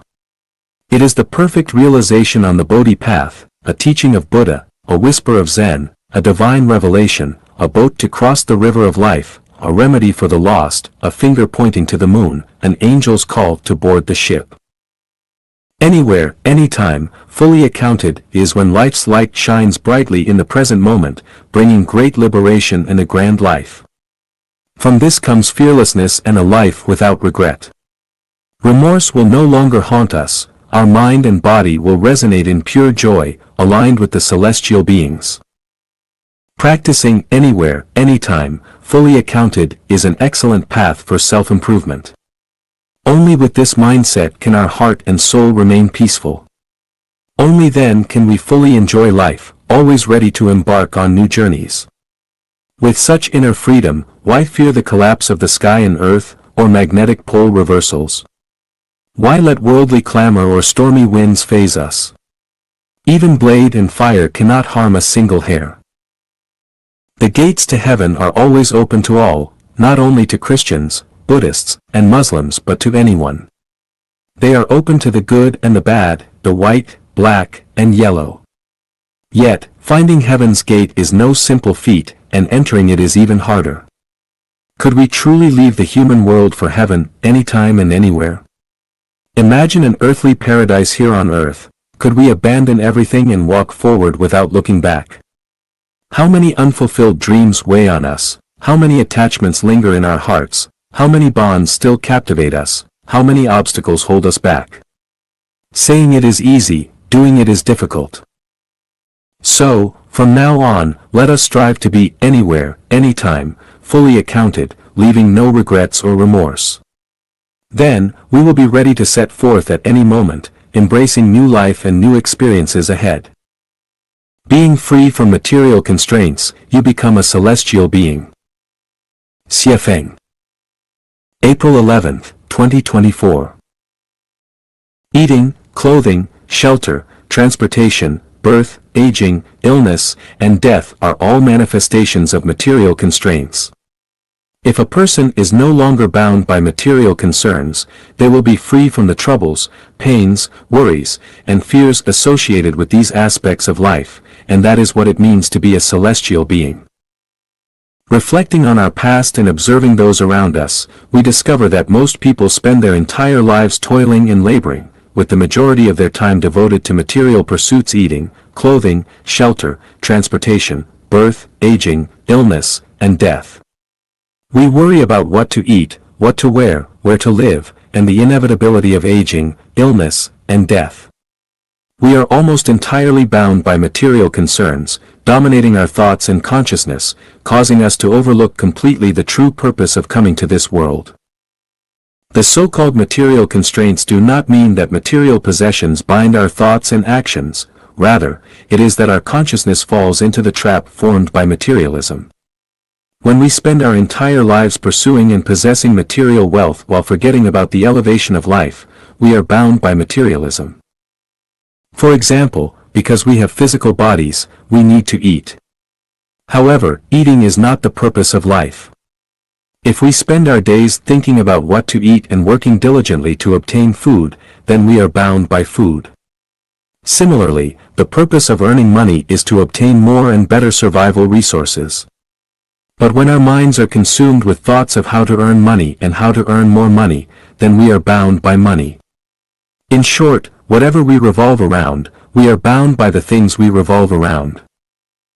Freeing ourselves from material constraints does not mean rejecting material possessions altogether. It does not mean giving up food, housing, clothing, vehicles, medicines, tools, utensils, money, etc. Rather, it means that our thoughts, intentions, words, and actions no longer revolve around acquiring more material possessions and money, but instead revolve around something more enduring and eternal. Above the material world is the spiritual world, above the spiritual world is the world of the soul, and above the world of the soul is the holographic world. Life is bound by what confines it, and life exists in that world. Life bound by materialism exists in the material world, life bound by spirituality resides in the spiritual realm, and life bound by the soul resides in the world of the soul. People live in the material world, celestial beings reside in the spiritual realm, super-celestial beings and Buddhas dwell in the world of the soul, while gods and the greatest creator inhabit the holographic realm. To become a celestial being, one must break free from material constraints and enter the spiritual world. To live in the spiritual world, one must possess nothing and no longer toil and labor for more and better material resources. In fact, there are many people in today's world who live in the spiritual world. Artists and scientists, for example, truly live in their artistic creations and scientific explorations, rather than in the pursuit of money and material goods. Monks and nuns in monasteries and Buddhist temples also live in the spiritual world. In the current space-time, almost all the Chanyuan celestials of the second home live in the spiritual world. They also strive to create material wealth, but this kind of creation is purely a natural behavior and an adjunct to life, not for the purpose of acquiring material wealth. Living in the spiritual world does not mean completely giving up the enjoyment that material possessions bring. Living in a villa is indeed more comfortable than living in an attic, and driving a luxury car is indeed more comfortable than driving a tractor. However, the greatest difference between life in the spiritual world and life in the material world lies in the fact that when people living in the material world live in a thatched hut, they will feel pain and anxiety because society's common values admire those who live in villas and look down upon those who live in thatched huts. It is difficult to find a wife and raise children when living in a thatched hut, so there will be countless worries and sorrows. On the other hand, people living in the spiritual world will not have worries and sorrows even if they live in a thatched hut. Allow me to provide a real example. At the Canadian headquarters of Lifechanyuan, there are 5 crown of Chanyuan celestials. They had a total income of only 100,000 Canadian dollars in 2023, which means each person received only 20,000 Canadian dollars for the entire year. The average annual income of individuals in Canada is over 43,000 Canadian dollars. In other words, the income of the 5 Lifechanyuan Celestials is less than half of the average income of Canadians. Now, ask yourself, are those Canadians who earn over $40,000 a year living comfortably, or are the residents of the Lifechanyuan, who earn only $20,000 a year, living more freely and contentedly? The answer is obvious.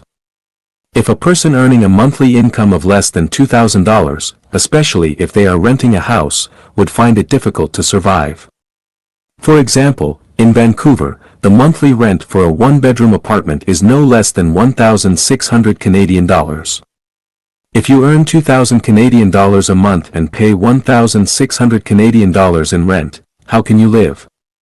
However, the 5 Lifechanyuan Celestials each receive only 1,660 Canadian dollars per month, and not only can they survive, but they also live very comfortably and freely. This stark difference illustrates the vastly different situations between people living in the material world and those living in the spiritual world. In fact, people living in the spiritual world often enjoy more material comforts than those living in the material world, which is the secret behind the higher quality of life and taste of celestial beings compared to ordinary people. This is the principle that unselfishness leads to self, and selflessness leads to fulfillment. Breaking Through Form Advanced Practice, Part 2. Dayform Buddha. December 14, 2006. Spinning oneself into a cocoon and then breaking out is a metaphor for spiritual practice. The cocoon is created for protection, and breaking out of it symbolizes transformation into a celestial being. Elementary practice is like spinning the cocoon, intermediate practice involves nurturing new life within the cocoon, and advanced practice is about breaking out of the cocoon to achieve spiritual transcendence. All forms are like cocoons. In the beginning of learning, the cocoon provides protection, but after mastering the practice, one must break through the form. This is advanced practice, and it's worth trying to see if you can break through. Forget the constitution and laws, forget all regulations and rules, forget all precepts and moral standards. In your heart, besides the concept of the greatest creator, everything else ceases to exist. No nations or ethnicities, no political parties or groups, no religious organizations, no family, no parents, no spouse, no children, no mentors or teachers, no guides, no masters, no enemies, no friends, no rivals, no relatives. The universe also ceases to exist, time is gone, space is gone, you are gone, and the material world has disappeared. Virtue, benevolence, righteousness, propriety, wisdom, and trust are no longer needed. Let your consciousness return to the original holograph. When you reach this stage in practice, you are a celestial being. If you do not break free from these constraints, you cannot unite with the Tao, act freely from the heart, or become a celestial being. A teacher assigns homework to students, and the students must complete it, but the teacher does not because they have already done it. Therefore, we must strive to become a teacher who no longer needs to do homework. A master gives disciples a series of requirements, precepts, discipline, and practice approaches, but the master is no longer bound by these requirements, rules, or approaches because they have transcended them. We must become the master of the master. The purpose of speaking and writing is to convey thoughts, feelings, and ideas. As long as the meaning is accurately expressed, the form can be varied. If one insists on using a rigid 8-part essay format, a lot of time and energy will be wasted on form, which is putting the cart before the horse. Practice and cultivation are meant to achieve a perfect life structure. As long as this goal is reached, any method is valid. If one focuses solely on forms like sit-in meditation, reciting mantras, adjusting breathing, or meditation, it is like picking sesame seeds while ignoring watermelons. The purpose of affectionate love and sexual love is to experience happiness and joy. If it brings happiness and joy, any means can be used. If one insists on exploring reasons and methods, considering this and that, it falls into the trap of form, such as falling into the trap of marriage. Can one not enjoy affectionate love and sexual love without marriage? The purpose of wearing clothes and eating is to sustain the physical body. As long as the goal of maintaining life is achieved, any method is correct. If one insists on being meticulous about appearance or nutrition, it is wasting effort on trivialities. Is a woman considered a proper lady only if she has bound feet? Is a man considered a good citizen only if he has long hair? Is it only filial to decorate one's parents' grave elaborately? Is attending church the only way to be a Christian? Is shaving the head and burning dots on the head is the only way to show devotion to Buddhism? Is remaining faithful to one's spouse the only way to be a good wife? Is placing scriptures on one's head the only way to show respect for saints? Is kneeling and calling the emperor's name the only way to show loyalty? Is keeping a canary in a golden cage the only way to show affection for the bird? Any form is meant to constrain the ordinary people, not the true seekers of the Tao. Seekers cannot be concerned with forms or explore them. Once trapped by forms, one will be bound by them. Dharma sets no rules, no dharma is dharma. Form has no set shape, non-form is form. Only by breaking free from the constraints of forms can one move freely and act in accordance with one's intrinsic nature. At an advanced stage of practice, one must discard all scriptures, reject the teachings of masters, step on guides, and treat worldly regulations and rules as worthless. Only then will a new world reveal itself, and one will enter formless thinking, enter holographic thinking, and be able to see the greatest creator clearly. One can then roam freely, and become a super-celestial being. Only by reaching such a state can one distinguish truth, goodness, and beauty from falsehood, wickedness, and ugliness, make significant contributions to humanity, and understand the full meaning of Lifechanyuan. New perspective, Chanyuan celestials are superhumans. Dayform Buddha. November 19, 2008. First, I approach this topic with holographic-based thinking. When you encounter something you don't understand, resist the urge to dismiss it outright.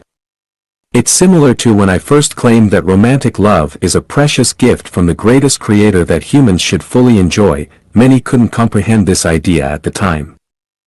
Superhuman philosophy originates from the German philosopher Nietzsche. Because Nietzsche declared, God is dead, and eventually died of schizophrenia, his philosophy of the Übermensch was almost entirely rejected. However, I want to bring Nietzsche back into focus, offer a fresh perspective on his philosophy, and encourage every Chanyuan celestial to become a superhuman. The core of Nietzsche's Übermensch philosophy is to re-evaluate all traditional moral and cultural values and to build a new value system based on a fresh worldview, outlook on life, and concept of values. The superhuman embodies a new morality distinct from traditional and popular norms. A superhuman is someone who exemplifies the will to live, possesses immense creativity, and is a strong figure in life. They transcend themselves and the weak, fully expressing their individuality in governing the mediocre. The superhuman becomes the benchmark for truth and morality, the creator of norms and values. Superhumans are free, self-sufficient, and confident, capable of shouldering any burden and facing hardships with courage and perseverance, never giving up until their goals are achieved. Superhumans face humanity's greatest pain and understand the greatest suffering and hope of humanity. They grow up in adverse environments, and suffering, pain, and trials can only make them stronger. They are not weak or petty but rich, great, and complete beings. Humanity does not need despotic tyrants or fascists, but it absolutely needs superhumans. Current reality.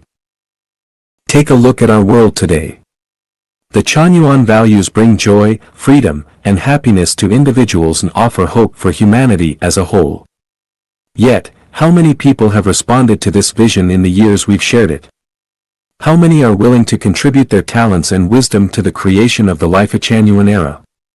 How many are truly committed to upholding and practicing these values? Only a handful, just a few dozen Chanyuan celestials. Most people are struggling in the sea of suffering, hoping others will be honest, selfless contributors, saints, while they themselves are neither honest nor interested in serving others or society. They simply seek to maximize their own interests, fame, status, wealth, beauty, power, freedom, and happiness. They either turn a blind eye to noble ideals or attack them outright. Reasoning with such ignorance proves futile, as evidenced by the millions of words we've spoken to no avail. Pure kindness and forgiveness toward the ignorant can harm them and degrade society. The only solution is for superhumans to lead. Take Zimbabwe as an example. With 80% unemployment, people are struggling to survive, let alone enjoy life. Is the problem solely with Mugabe's regime? No. It's an issue with the entire populace. Delve deeper, and you'll find 95% of the population are natural-born tricksters, thieves, looters, insatiable parasites who want something for nothing. Democracy will not work with such people, and reason is ineffective. Democracy and reason are ineffective for such groups. Even among the 50% identifying as Christians, their faith seems confined to church gatherings, as outside, they act selfishly. Such people require superhuman leadership, otherwise, suffering will persist indefinitely. Leading humanity. Instead of letting others lead us, we should lead them. Instead of being hurt or oppressed by ignorance, let us inspire fear, envy, and admiration in those who are primitive and uninformed. When Jesus Christ walked the earth, he should have used divine power and superhuman will to unite humanity, rather than relying solely on preaching. When Buddha Shakyamuni lived, he should have unified the world through spiritual power, not just compassion. When Laozi shared his wisdom, he shouldn't have solely advocated natural law and non-contention, but emphasized the principle of oneness. When Prophet Muhammad established his vision, he should have eradicated the institutions of family, political parties, religion, and nations, rather than merely conquering cities and territories. Marx, Lenin, and Mao Zedong preached the abolition of private property and the implementation of communism, yet they left the family, the most entrenched bastion of private property, intact.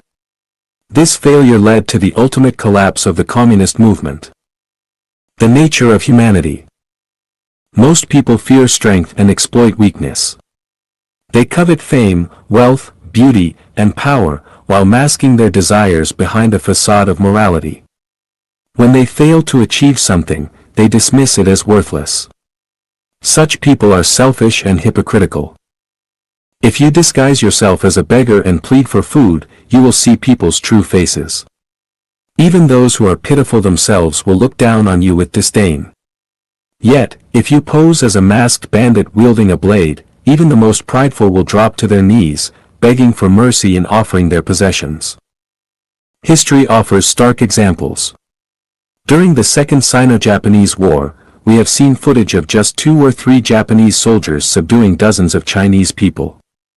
These Chinese individuals, who were adept at squabbling and scheming against their own brothers and sisters, turned into cowards when faced with a formidable enemy. Such people should not be treated as equals, they should be governed from a position of superiority. One must elevate oneself to the level of a superhuman to lead and command them. Building a strong inner circle. Even within Lifechanyuan, when some individuals slander, defame, or attack Lifechanyuan, particularly Xiafeng, a few of my brothers and sisters fail to muster even the slightest courage to speak up. They dare not make a sound or stand their ground.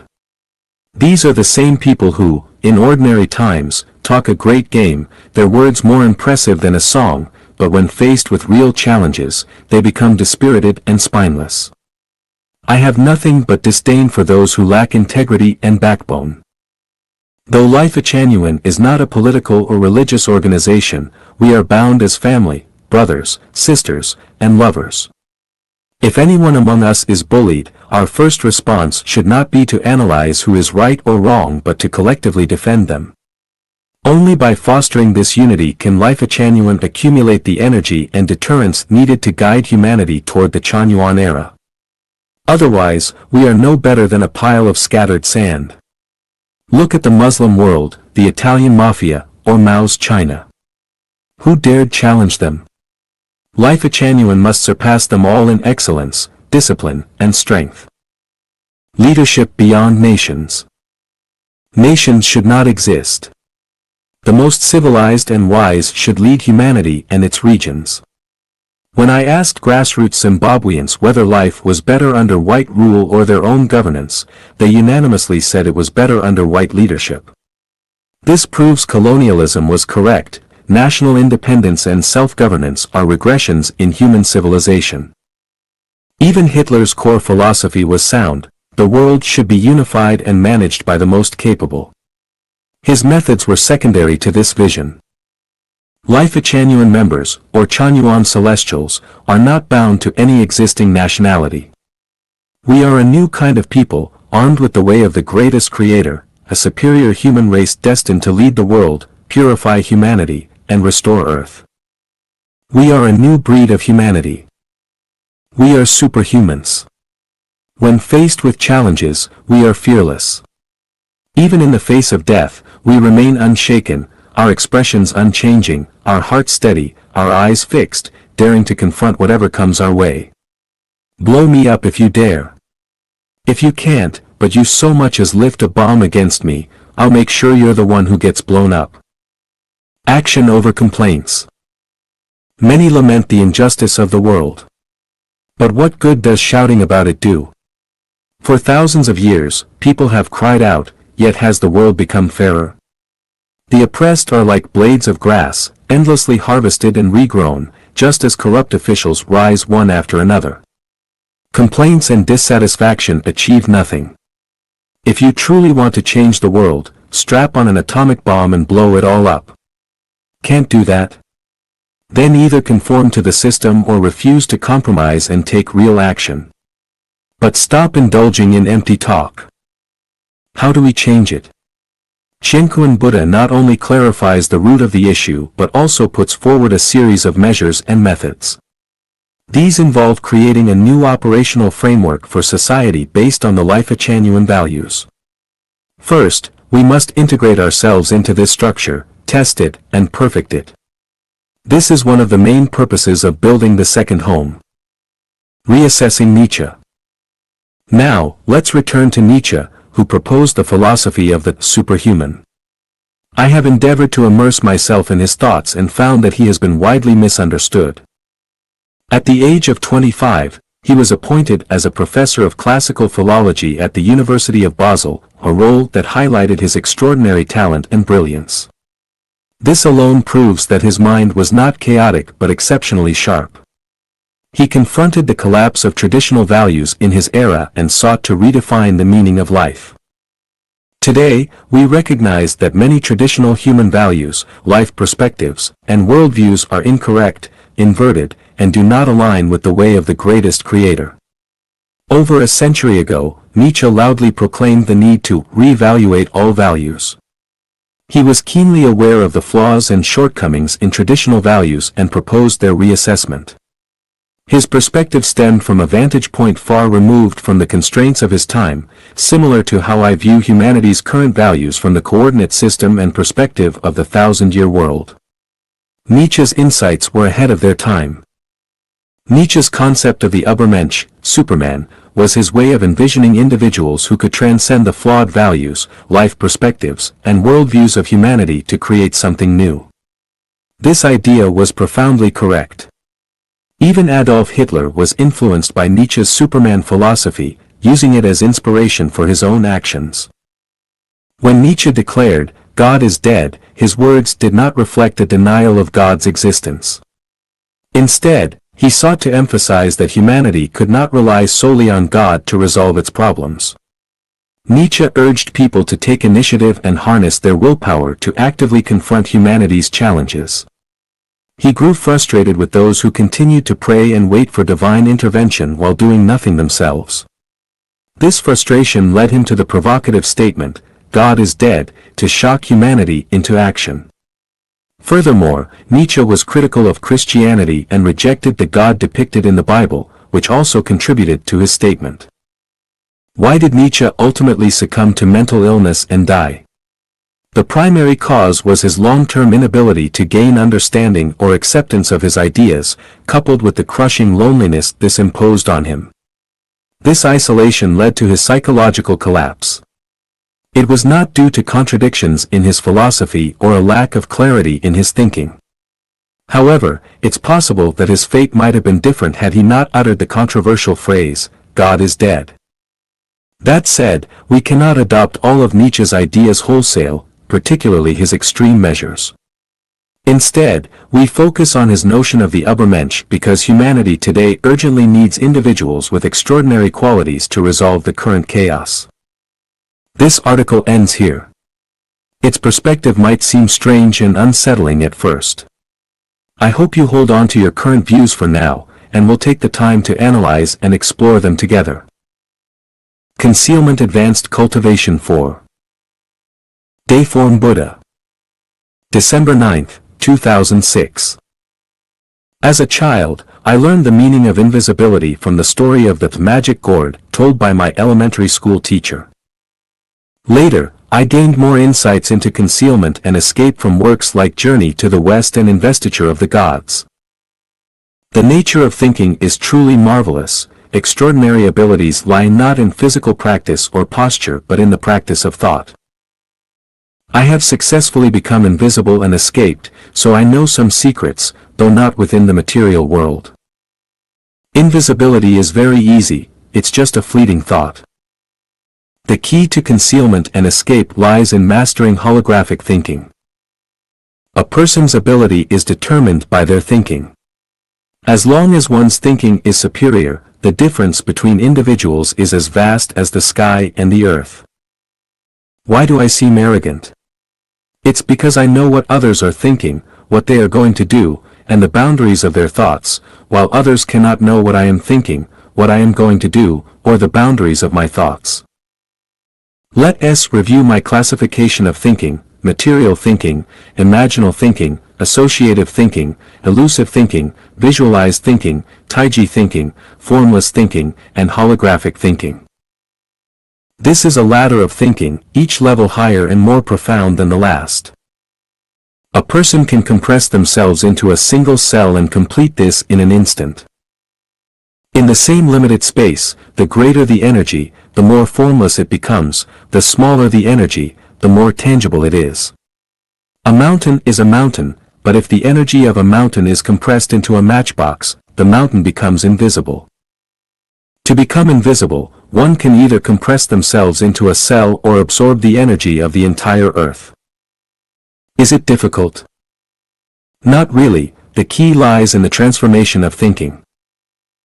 This game is actually quite fun. If you have some free time, it's worth playing around with. Constantly dying, constantly reborn. Xiefeng. March 3, 2010. The old must fade for the new to emerge. If yesterday doesn't fade, today won't dawn. If winter doesn't die, spring won't arrive. If the past isn't gone, the future won't emerge. Without transcending the human heart, celestial nature cannot be attained. Without ending worldly attachments, entry to celestial realms is blocked. Without crossing high mountains, the distant view remains hidden. Without leaving the well's depths, the blue sky remains unseen. Without closing one door, 9 others cannot open. Without releasing one attachment, another true love cannot be embraced. Without shedding burdens, the journey cannot extend farther. Without changing one viewpoint, new horizons cannot unfold. If the old way of living doesn't die, the joy of a new life cannot be savored. If marriage and family don't dissolve, the warmth of the second home cannot be felt. If the old house isn't demolished, there is no room for a new villa. If old thoughts and ideas don't die, fresh and brilliant thoughts cannot arise. Life is like a chess game, with each move offering new opportunities. New charms always replace the old. The peach blossoms still smile at the spring breeze, yet familiar faces have moved on. Clinging to outdated systems leads to stagnation, chaos and disorder run rampant. Without shedding ego and personal views, one becomes like deadwood, impossible to shape. As the waves of the Yangtze River push one another forward, newcomers replace the old. Beside the sunken boats, 1,000 sails pass, around the sick trees, thousands of fresh ones bloom. Clinging to the stronghold of Jingzhou is a path to defeat. Crying to the heavens is futile.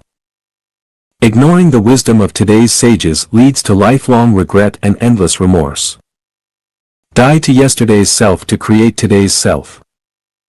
Die to today's self to embrace tomorrow's self.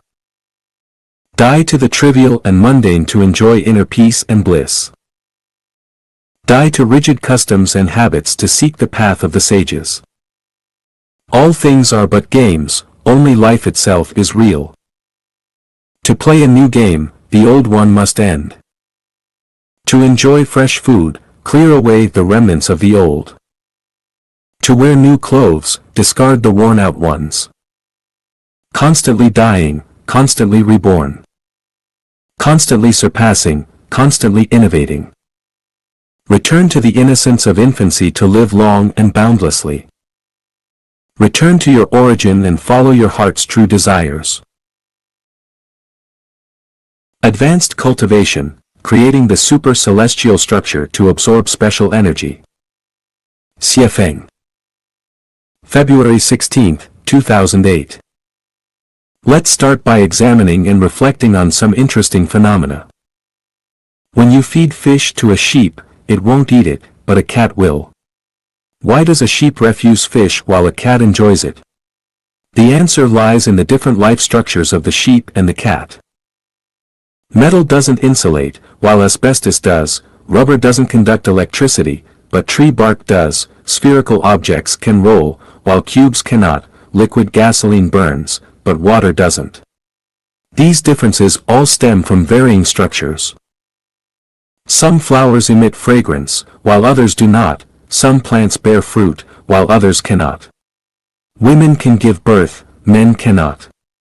A temple bell can produce a deep, resonant sound, but no amount of striking will make a cooking pot produce the same tone.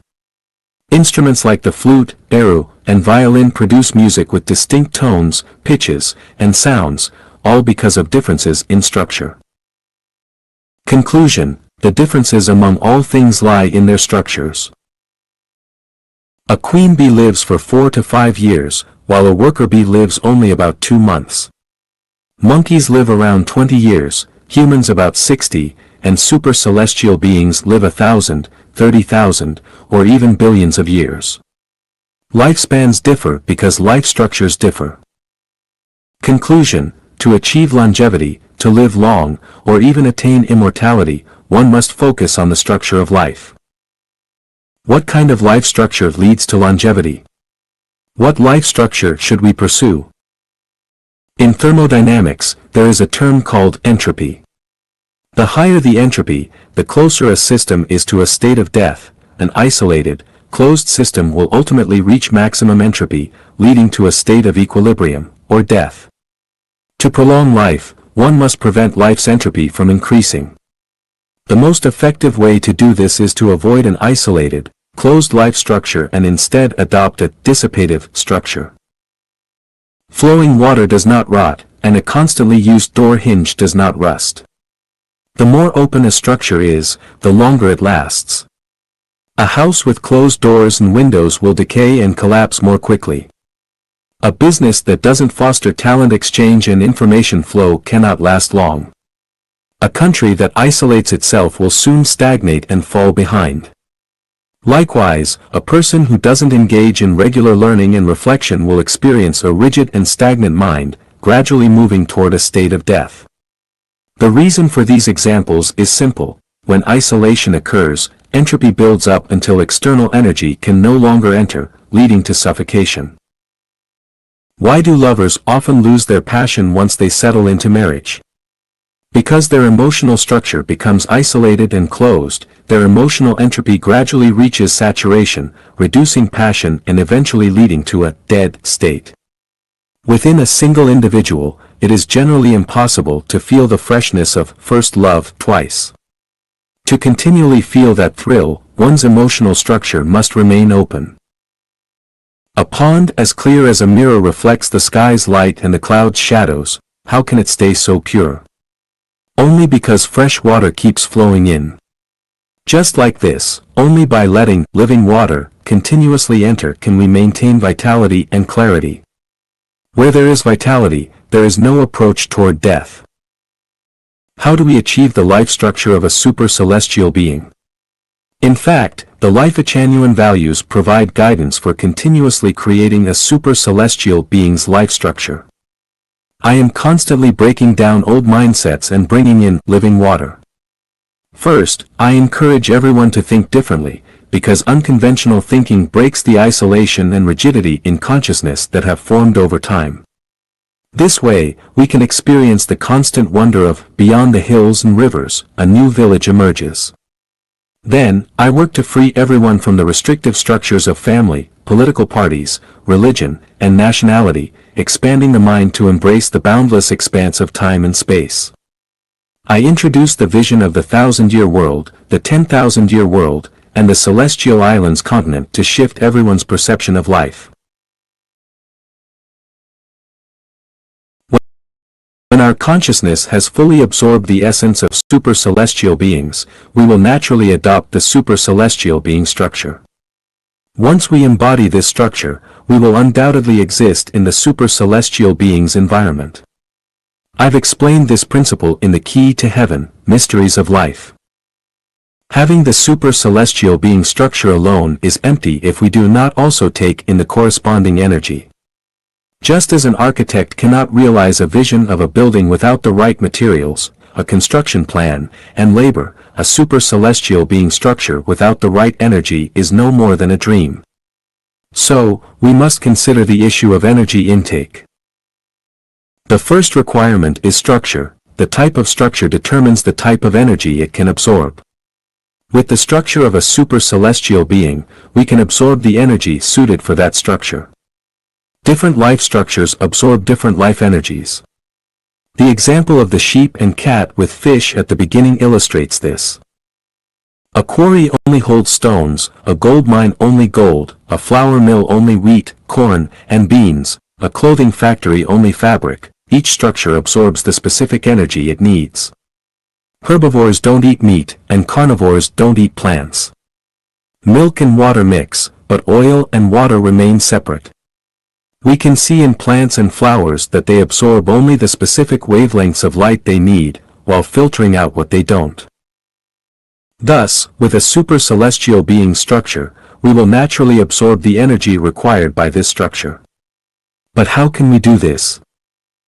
For Qigong and Yoga practitioners, whether sitting, standing, or moving, a specific posture is essential. Buddhist practitioners require particular body, speech, mind, and form postures. Posture represents structure. For example, the effect of a single-leg cross or double-leg cross position differs. Similarly, hand positions, whether palms up or down, have different effects. Feng Shui practitioners pay great attention to the terrain, structure, and orientation of buildings, and devices like televisions, cell phones, and radios must have antennas, all illustrating the importance of structure in energy absorption. A pyramid structure, for instance, can absorb special cosmic energy. Staying inside a pyramid, rather than in a flat-roofed building, may provide a greater sense of vitality. Leek plants grown without sunlight turn pale, sweet oranges turn bitter in northern climates, beautiful mountains produce great talent, while barren mountains produce unruly people. These are all results of structure at work. To absorb the right energy, we must first understand what energy is. The factors that bring vitality and joy to life are life energy. Lifechanyuan strives to create a peaceful and joyful environment, providing a vision of heaven to inspire everyone. This, in itself, is a source of energy. By absorbing this energy, we gain a different outlook, and our views on the universe, life, and the future of life change, filling us with vitality.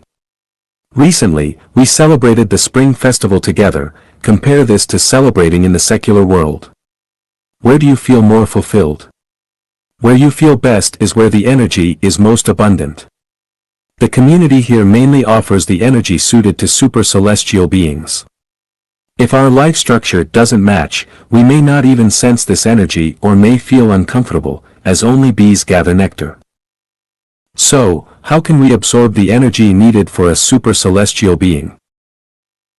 First, enter the non-material world. Then, in consciousness, place yourself in the 1,000-year world, the 10,000-year world, or on your own island within the Elysium Celestial Islands continent. In this state, you will automatically absorb the energy you need.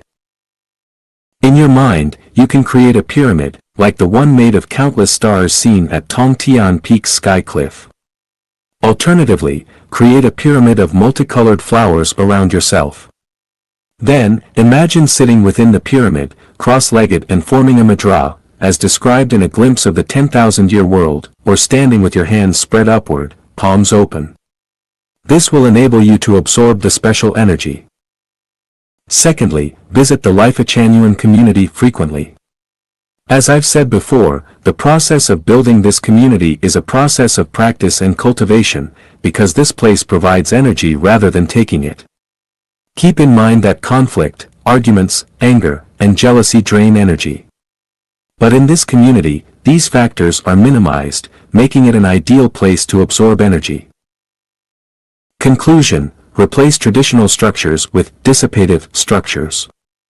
Avoid imposing rigid frameworks that limit the freedom of consciousness, to prevent isolation and closure in thought. By doing so, the entropy in our structure will not increase, we will not approach a state of death, and we can then envision ourselves as super celestial beings, thus absorbing the special energy needed for the super celestial life structure.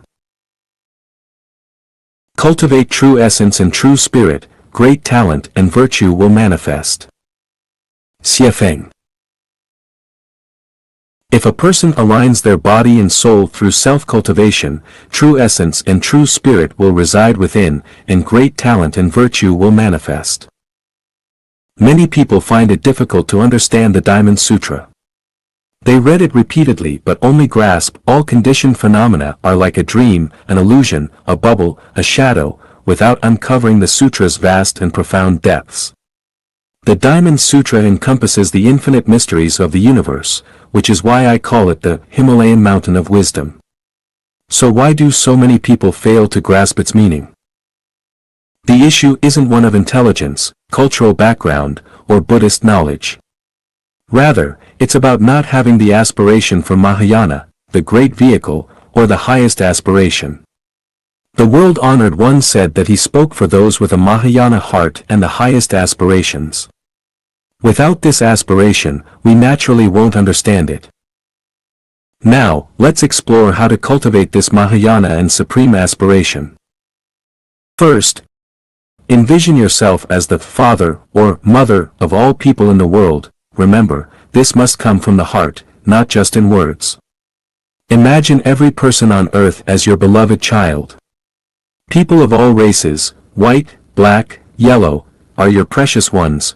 Muslims, Christians, Buddhists, communists, and others are all your family. You wish for all your family members to live harmoniously, to be happy and joyful, to neither harm nor exploit nature, to enjoy good food, clothing, and rest, and to be filled with hope and anticipation for the future. To think this way is to have this aspiration. With this mindset, you view human society, the meaning of life, and the principles of existence, setting your own coordinates and benchmarks. You write and speak about the teachings, discuss the principles of the Tao, and act accordingly. In doing so, true essence and true spirit will gather within, and you will embody great talent and virtue. Second, place yourself in the position of the son, or daughter, of all the world's people. People of every nation are like parents who nourish you, they are kin with whom you are deeply connected.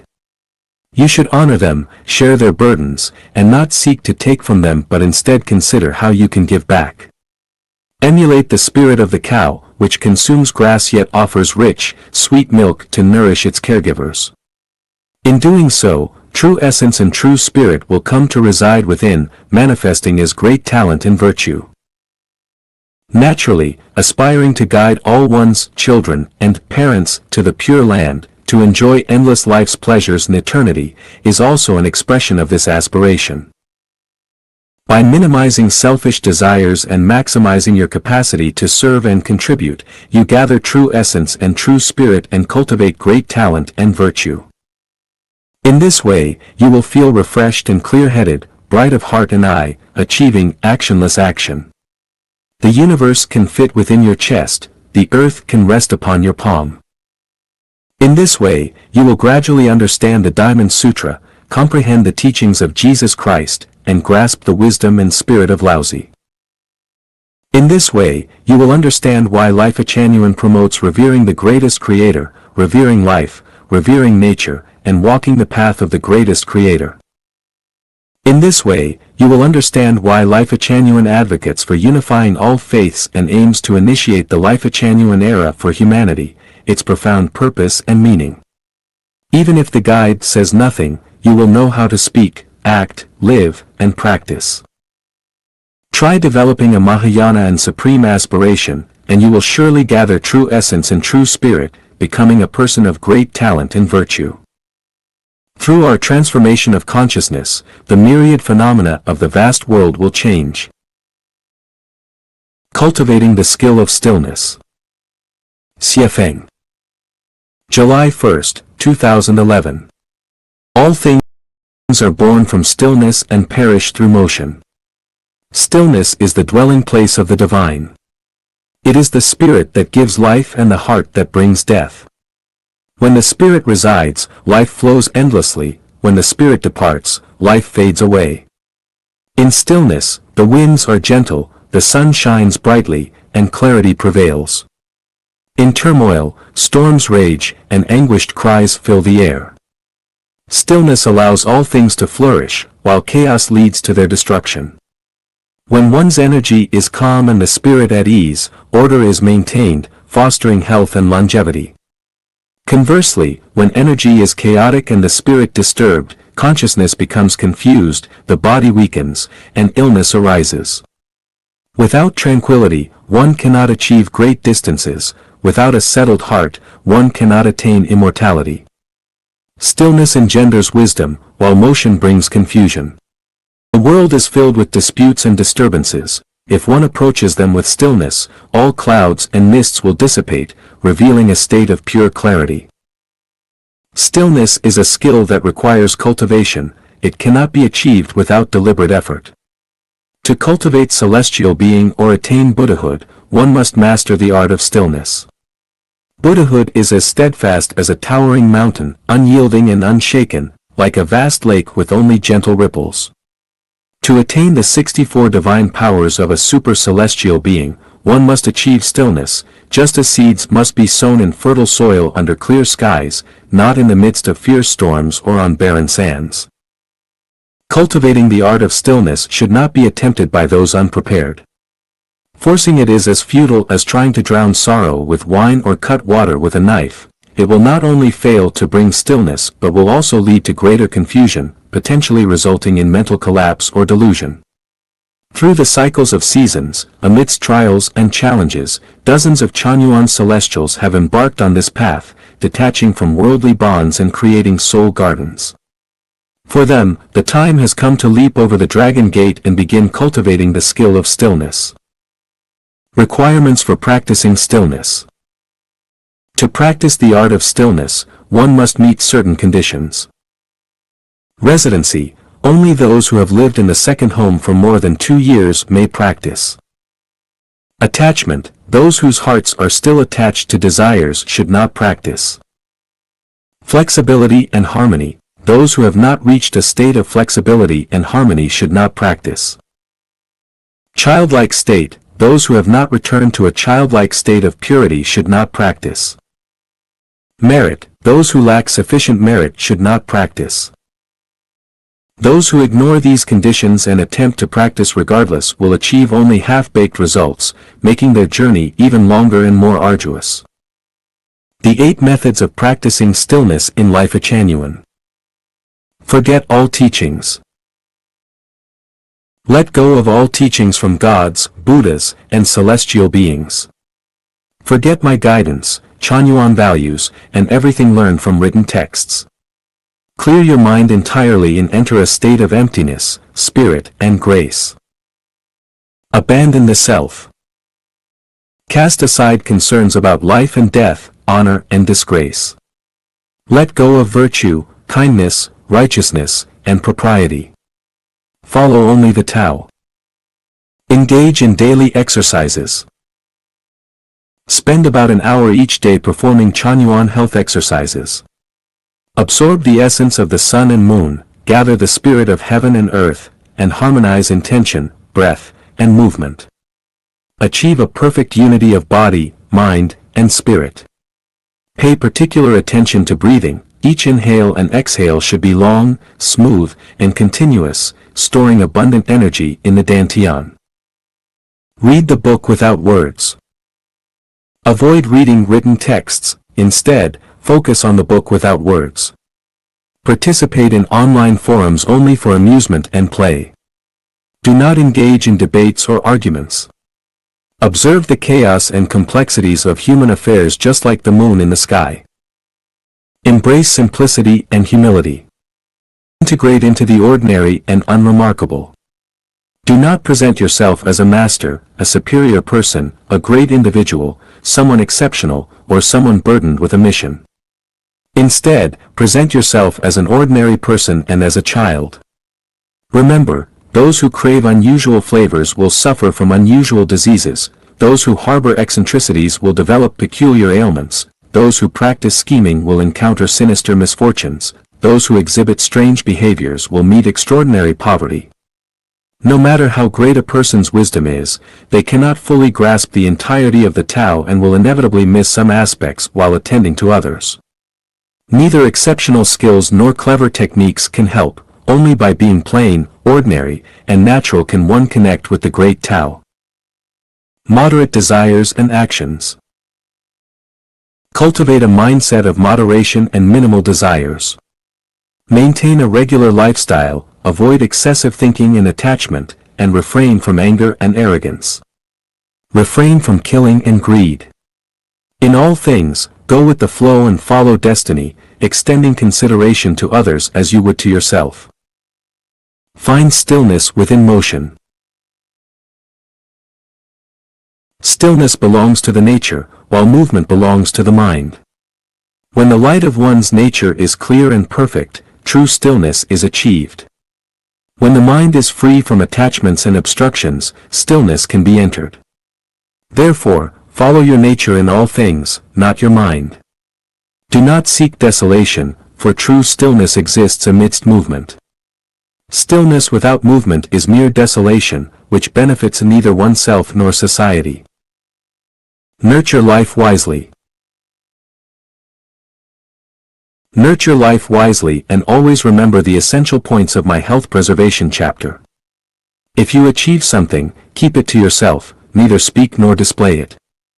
Maintain kind thoughts, bring peace to the place you dwell, and bestow blessings upon all you encounter, regardless of their appearance or relationship to you.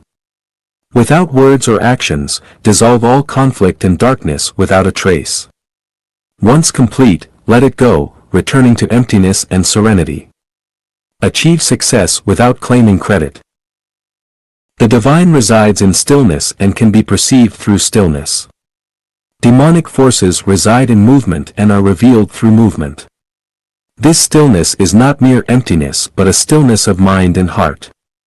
This movement is not physical but arises in the mind and heart. To practice stillness, one must first correct the body and mind, gathering true essence and spirit. Only then can one develop great talent and virtue, not human ingenuity but the formless and intangible essence of the Tao. To become a celestial or attain Buddhahood, one must perceive their true nature. Only through stillness can this nature be realized.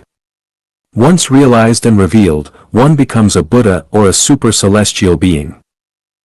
These 8 methods are suitable only for those who have lived in the second home for more than 2 years. Others should not practice them. Doing so will lead to disorder and may result in falling into delusion. Cultivation and practice should align with nature. Xiefeng. November 7, 2009. Preface. True wisdom harmonizes with nature. Humans follow the earth follows the heavens follow the Tao, and the Tao manifests in nature. The highest rulers are so unobtrusive that people barely know they exist. When accomplishments are made and tasks fulfilled, people say, this came about naturally. A person of great virtue aligns with the Tao. Thus, the sage discards extremism, excess, and arrogance. The sage practices non-action. The Tao is esteemed, virtue is honored, yet they do not demand anything and always act naturally. The Great Way is simple, yet people prefer shortcuts. These are the words of Laozi in the Tao Te Ching. Let me elaborate on their essential meaning. True wisdom aligns with nature and unfolds effortlessly. Humans live according to the laws of the earth. The earth operates according to the laws of the solar system. The solar system adheres to the laws of the Tao, which manifests through nature. The supreme and most revered greatest creator is formless and shapeless, beyond human comprehension. The most profound laws govern all things effortlessly, unseen by humanity. When wishes are fulfilled, dreams realized, and goals achieved, people say, it happened naturally. The highest virtue is rooted in the Tao.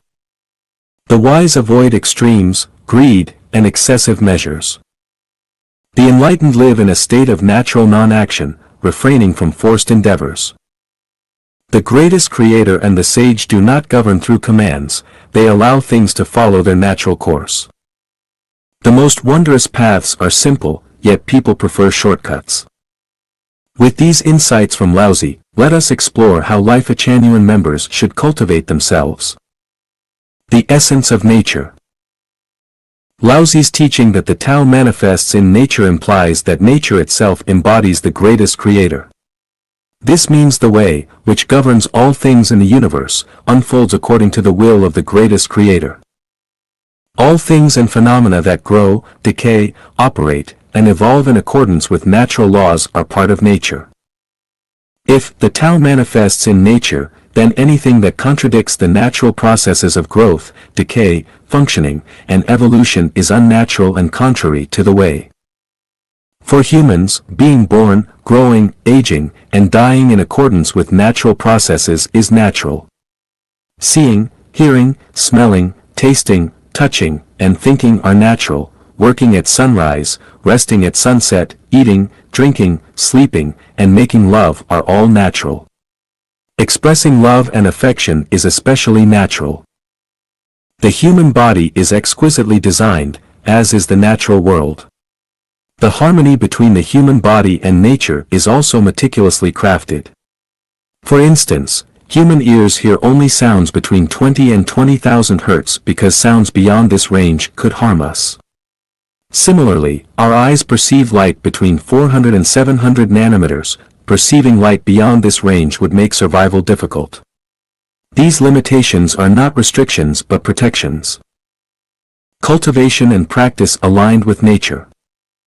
To live and cultivate in alignment with nature means to follow the way of the greatest creator. What does this mean? It means living, speaking, and acting according to the design and principles of nature. Eat when it's time to eat, drink when it's time to drink, sleep when it's time to sleep, relax when it's time for leisure, work when it's time to work, and indulge when it's time to enjoy. Why were humans placed on earth? It is to live honestly and simply as humans, not to seek to become gods, Buddhas, immortals, ghosts, demons, monsters, spirits, dogs, pigs, or any other beings. Our task is to be good humans, to express and perfect human nature. When human nature is perfected, our mission is complete, and we can ascend to the next level. If we fail to be good humans, the foundation is unstable, and aspiring to sainthood or Buddhahood violates nature and the way of the greatest creator. To go against the way of the greatest creator is to abandon the hope of entering the greatest creator's kingdom. Laozi observed this fault thousands of years ago. The great way is simple, yet people prefer shortcuts. What are these shortcuts? They involve ignoring natural laws and seeking unnatural ways to cultivate, attempting to regulate the Ren and Du channels, open the mysterious gate, develop occult techniques and supernatural abilities, retreat into isolation, refine elixirs, practice out-of-body experiences, or connect with higher spiritual beings. Why do people seek shortcuts? Because they don't want to live as humans, they want to become immortals, Buddhas, demons, spirits, or ghosts. In short, they are driven by excessive desire, which, as the Buddha said, stems from greed, anger, and ignorance. Rejecting what the greatest creator naturally provides while pursuing what he does not leads to a deviant path. For example, staying awake at midnight to practice certain techniques instead of sleeping, avoiding regular meals to practice fasting or breatharianism, suppressing natural affection between men and women, abandoning joyful communal life to retreat into solitude, abstaining from natural foods like ginger, onions, garlic, and peppers to achieve some imagined pure, fragrant immortal body. All of these go against nature and the way. There is no need for lofty ambitions to succeed as a human being. Freeing oneself from worldly attachments is enough to earn recognition. There are no miraculous shortcuts to the way. Simply following the natural order leads to sanctity. To become celestial beings or Buddhas, there is no need for extraordinary methods. Perfecting one's human nature suffices. Going against natural instincts is walking against the way. A person of great virtue follows only the way. May all Lifechanyuan members cultivate themselves naturally, practicing in harmony with the way. Elementary cultivation. Xiefeng. March 26, 2004. Natural non-action. Deal with the complex and ever-changing social affairs and personal life with the Taoist heart, Buddhist heart, and Christ heart. As long as you act naturally and without effort, there will be no obstacles, no stagnation. Whether it's moving forward, stopping, retreating, or taking a detour, it all depends on the various factors of the environment at that time and place. Do not force or go against the flow. Always maintain harmony in good relations with society, the masses, friends and family, and nature. Because of non-action, you do not pursue anything, do not want to get anything, so there is no suffering, no trouble. You act accordingly, stop accordingly, create accordingly, and roam freely, showing a quality that is transcendent of the material world, yet does everything. If the masses need you to be the president, you will be the president. If society needs you to be a cleaner, you will be a cleaner. If you can become a billionaire, you will not refuse. If you are a farmer, you will willingly accept it. If your spouse wants to divorce, let them divorce. If your child can go to college, let them go. If they can't go to college, let them do something else. Today there are delicacies, just eat. Tomorrow there is only pickles, steamed buns, and plain water, and there is no resentment, melancholy, in comparison with others. Today there is a luxury villa, just live in it. Tomorrow you only live in a simple thatched house, and you are also content. People praise you, adore you, and there is no joy in your heart. If people scold you and belittle you, you will not feel resentment. In this way, all threats and temptations, defiance and poverty will not be able to bother you. Over time, you will have a clear mind and wisdom will be born. Just like a star, no matter where it orbits, it always shines and heats as usual. And like a diamond, no matter where it is set, it always refracts a colorful halo. Do not use schemes. The mind is like a clear day, clear and discernible, and wisdom is like a rolling river, never stagnant. All schemes are traps woven by the mind, and in the end, they trap oneself.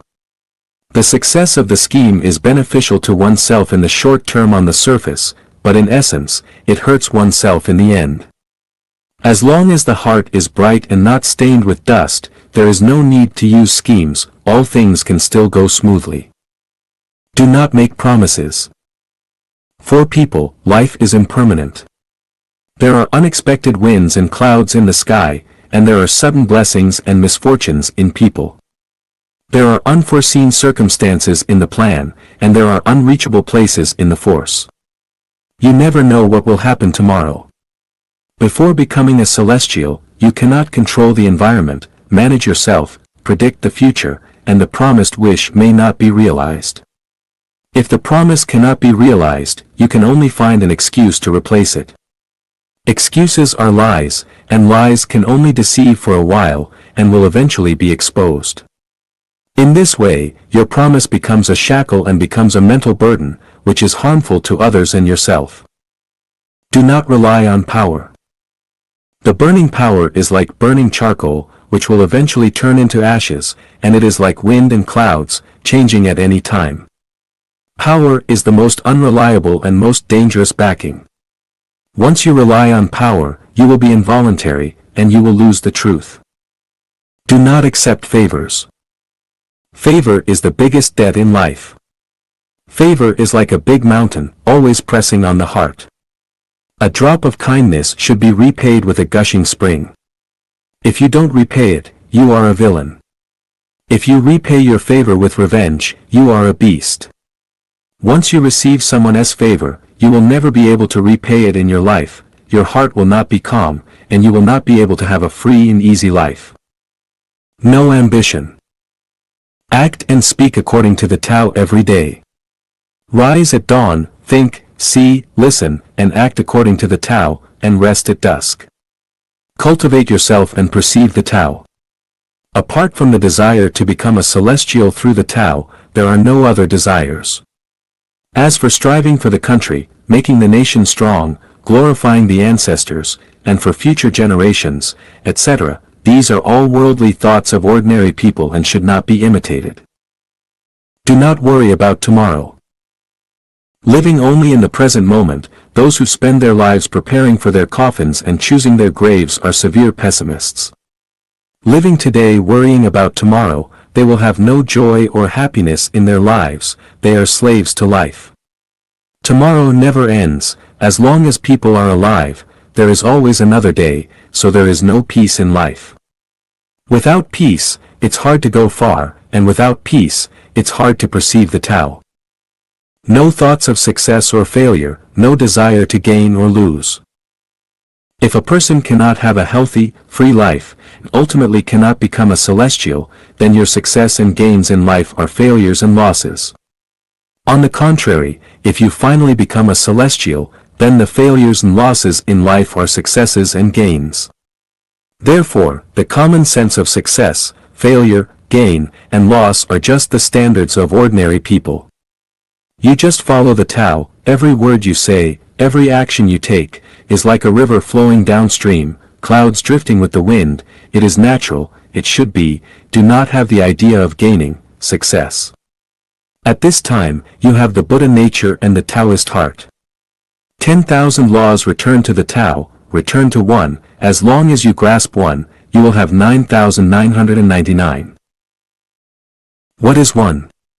One is the Holy Spirit, the Dharma, the Tao, the great law of non-action, it is the original appearance of things, the nature, it is the source, without any adornment, without any embellishment, and without the influence of human thoughts, emotions, or will. One is fruits fall off when ripe, a canal formed when water comes.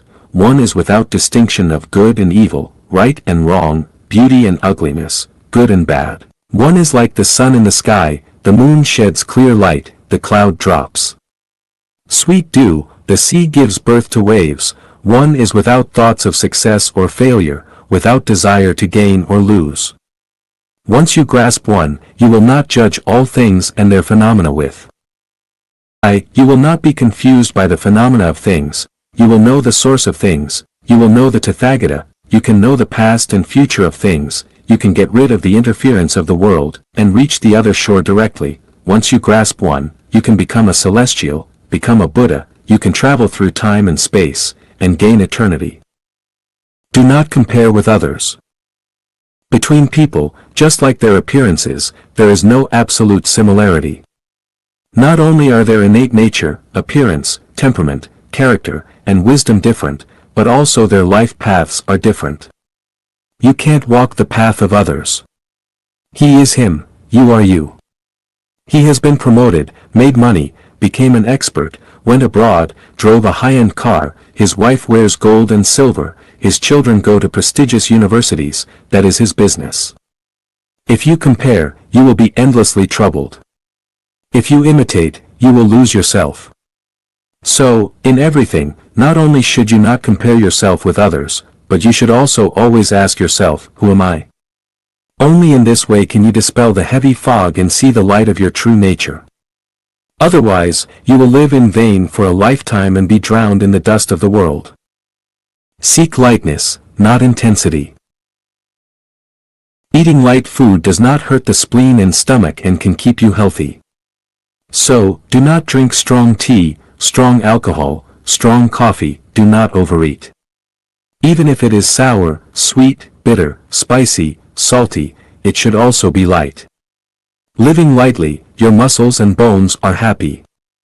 So, do not work for a long time, walk for a long time, squat for a long time, stand for a long time, lie down for a long time, stand for a long time, watch for a long time, listen for a long time, gaze for a long time, think for a long time.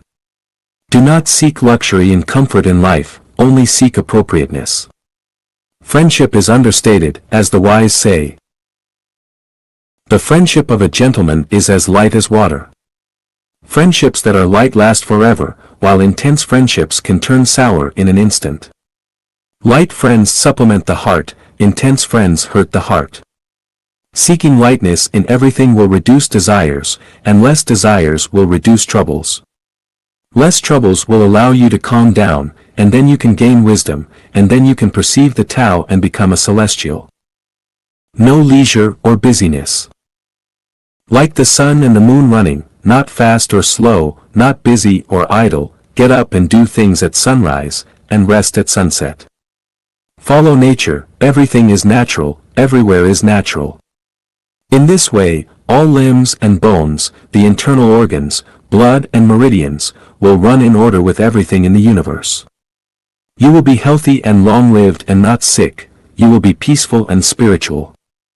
The receiving ability and transmitting ability of your physiological field will be strong, and it will be easier to connect with the energy of the negative universe, laying the physiological foundation for transcending time and space and becoming a. Do not care about what is left behind.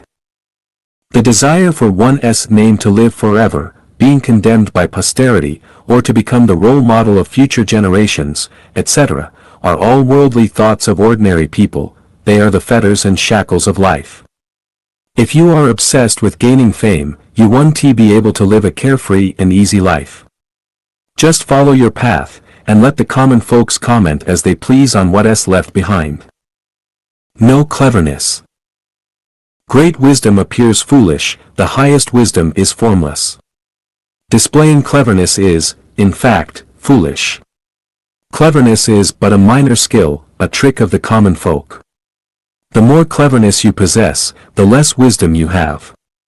Cleverness can lead to one's own downfall, thus, it's better not to be clever. Do not speak more than necessary. To those with high wisdom, your words are nonsense. To those with low wisdom, your words are profound and difficult to understand. To those with equal wisdom, your words are unnecessary. Once the words are spoken, they can easily be twisted by those who love to nitpick and slander you. Therefore, it is best not to speak more than necessary, so that you can avoid disputes, get rid of troubles, increase wisdom, and make progress.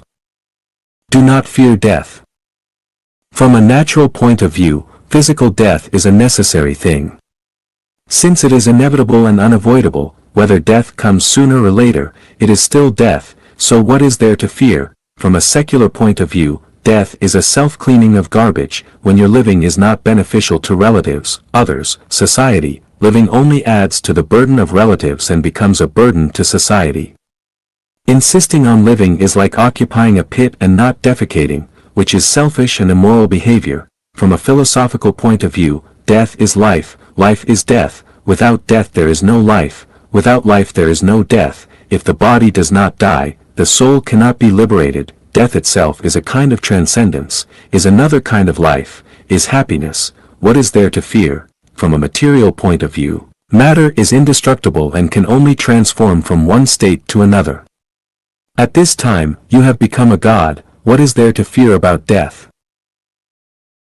At this time, you have become a god. What is there to fear about death? Be as wood and stone. Wood and stone, receiving the essence of the sun and moon and the spirit of heaven and earth, remain fearless of the sun and rain, wind and frost. They observe the chirping of insects and birds, the shouting of people and horses with a cold eye and remain unmoved. If one constantly remembers the great affairs of the world and cares about the suffering of ordinary people everywhere, then there will be no peace in one's heart. Without peace, how can one perceive the Tao? From a higher dimensional perspective, everything in the three-dimensional space is like colorful bubbles that disappear in an instant. What is the need to worry about, save, grasp, or fight for what vanish in a moment? Without a heart like wood and stone, becoming a celestial being is like a bubble, a shadow. Be as clouds. Unrestrained, shapless, without honor or disgrace, without trouble or annoyance, drifting with the wind, not lingering in any beautiful scenery. When there is water, it falls down, nourishes all things. When it meets clouds of opposite charge, it draws a lightning bolt, sounds a thunder, decorates the sky. Otherwise, borrow the heat of the sun and disappear into the vast universe. Be as ice. When things meet fire, they burn. When they meet heat, they rot. When they meet cold, they last. When they meet ice, they are constant. If you can reach the state of heart like ice, feelings like water, there will be no strong feelings of love, hate, and separation. Don't be afraid of ordinary people seeing you as a cold-blooded animal, an inert gas, a weird person. Be as water. The best is like water. I am formless, but can become any shape. I am weak, but can create huge waves. I have no desire, but can nourish all things. I am pure, but can wash away all dirt. I am humble, but all things have to rely on me. No opponents, no enemies. Do not fight with heaven, do not fight with earth, do not fight with people. Be a part of the harmonious nature.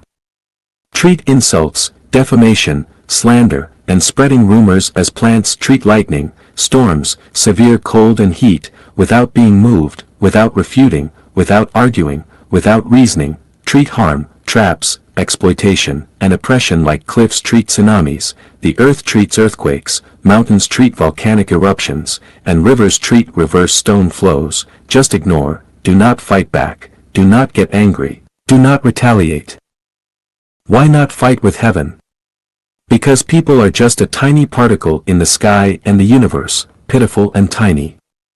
Although people call themselves the spirit of all things, they do not know how high the sky is, how big the universe is, where they come from, where they are going, when they will get sick, when they will die. We can't control ourselves, can't manage ourselves. How can we fight with heaven? Why not fight with the earth? Everything on the earth is interconnected, relies on each other, causes and affects each other, and benefits each other. They are mutually beneficial biological plant chain, a perfect system. Any artificial transformation will take care of this and lose the other, destroying the ecological balance inside nature. You use pesticides to kill insects, which means that birds are gone, mountains become terraces and floods will flood, grasslands become farmland and dust fills the sky, deserts become oases and it will bring more severe heat and cold, pollute rivers, lakes and seas and diseases will be rampant, pollute the air and it is difficult to see white clouds and blue sky. Fighting with the earth is equivalent to digging your own grave and turning heaven into hell. Why not fight with people? Wronging others is a disaster, forgiving people is a blessing, confronting with people with no Tao in their heart, the result is self-harm. Those who fight people will be fought by people in the end, those who play people will be played by people in the end, those who kill people will be killed by people in the end, those who harm people will be harmed by people in the end, those who scold people will be scolded by people in the end. Gain is loss, loss is gain. An iron law in the universe is, there is cause and effect, there is fruit and cause, there is loss and gain, there is gain and loss. You don't need to fight with people, just let others bully you, just like Jesus said, if someone slaps you on the right cheek, turn the other cheek to him too. Ignorant people are confused people, worldly people are scheming people, mortals are smart people, sages are wise people. Most of those who fight people are worldly people, and the final outcome of worldly people is very sad. It is not necessary to argue with them about merits and demerits, gains and losses. In addition, those who fight people have restless hearts, and it is difficult for them to perceive the Tao without a calm heart. If you do not retaliate after being harmed, there will be no worries. Without worries, one can be calm, calmness brings peace, balance, and clarity. One can perceive the Tao, pursue the Tao, attain the Tao, attaining the Tao can become a celestial, can enjoy eternity, why fight with people? The retribution of cause and effect is precise to the smallest detail. Do not fight with people, just follow the Tao, leave the rest to the Tao to manage. The Tao is very fair and will not wrong people. 21. Do not show ability.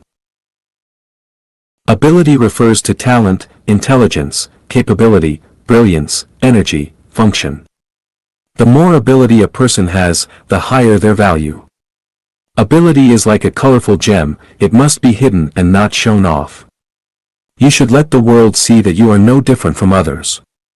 Even if you have the talent of strategizing and gaining a decisive victory 1,000 miles away and an ability to rule the country, you should also look at the world with cold eyes.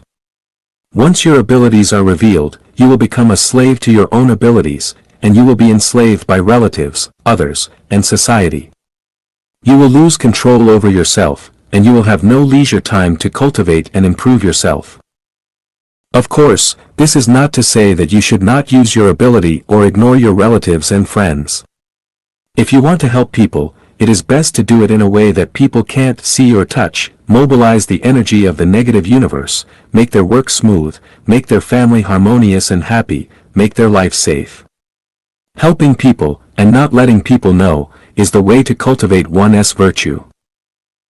It is particularly important to emphasize that during your cultivation, self-improvement, perceiving Tao, and attainment of the Tao, your body is undergoing changes, especially as your mind power becomes stronger and stronger, purer and purer, closer and closer to one, like a piece of ordinary iron. Through continuous magnetization, the molecules inside are constantly arranged in one direction, gradually generating attraction and repulsion. At this time it is not a piece of ordinary iron, but a magnet.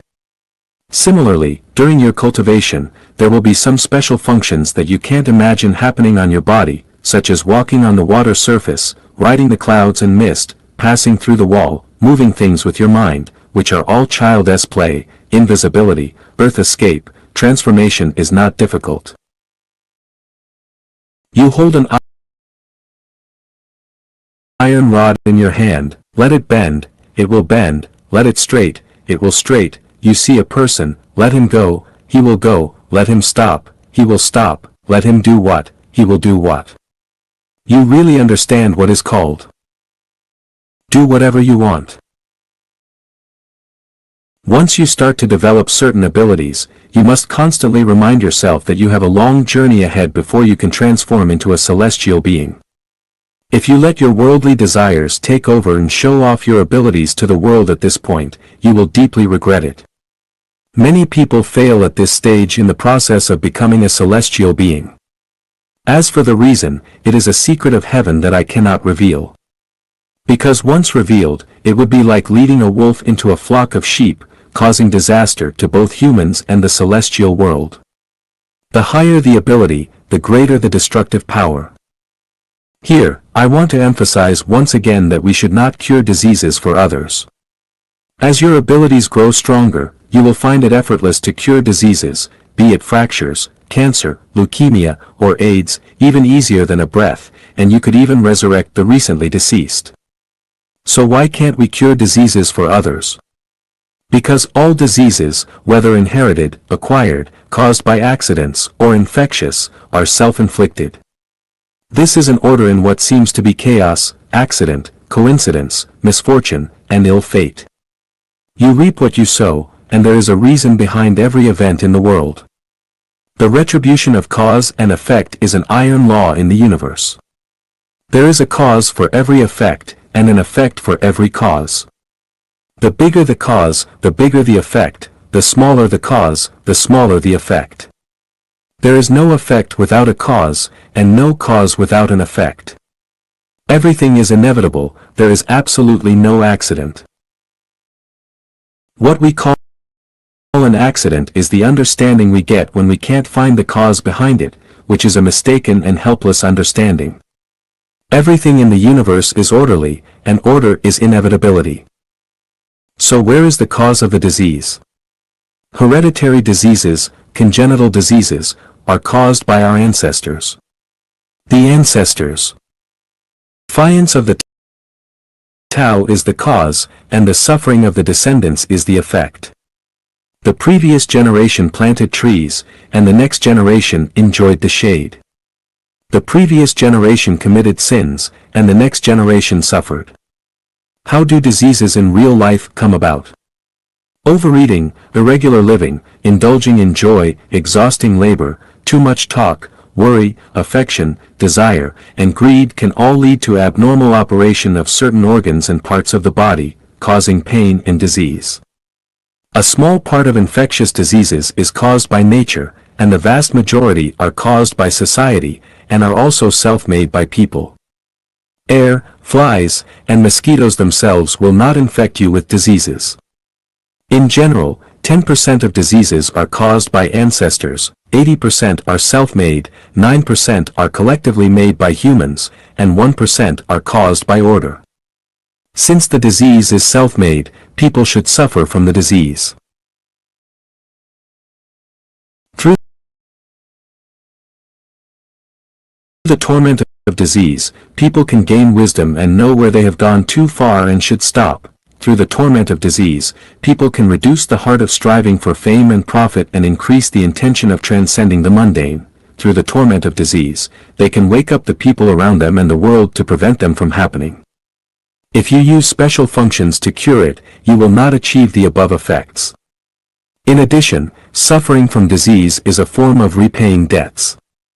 If you have own heaven, own the earth, own people, own society, own nature, blaspheme the greatest creator and insult Buddha, you have to repay it.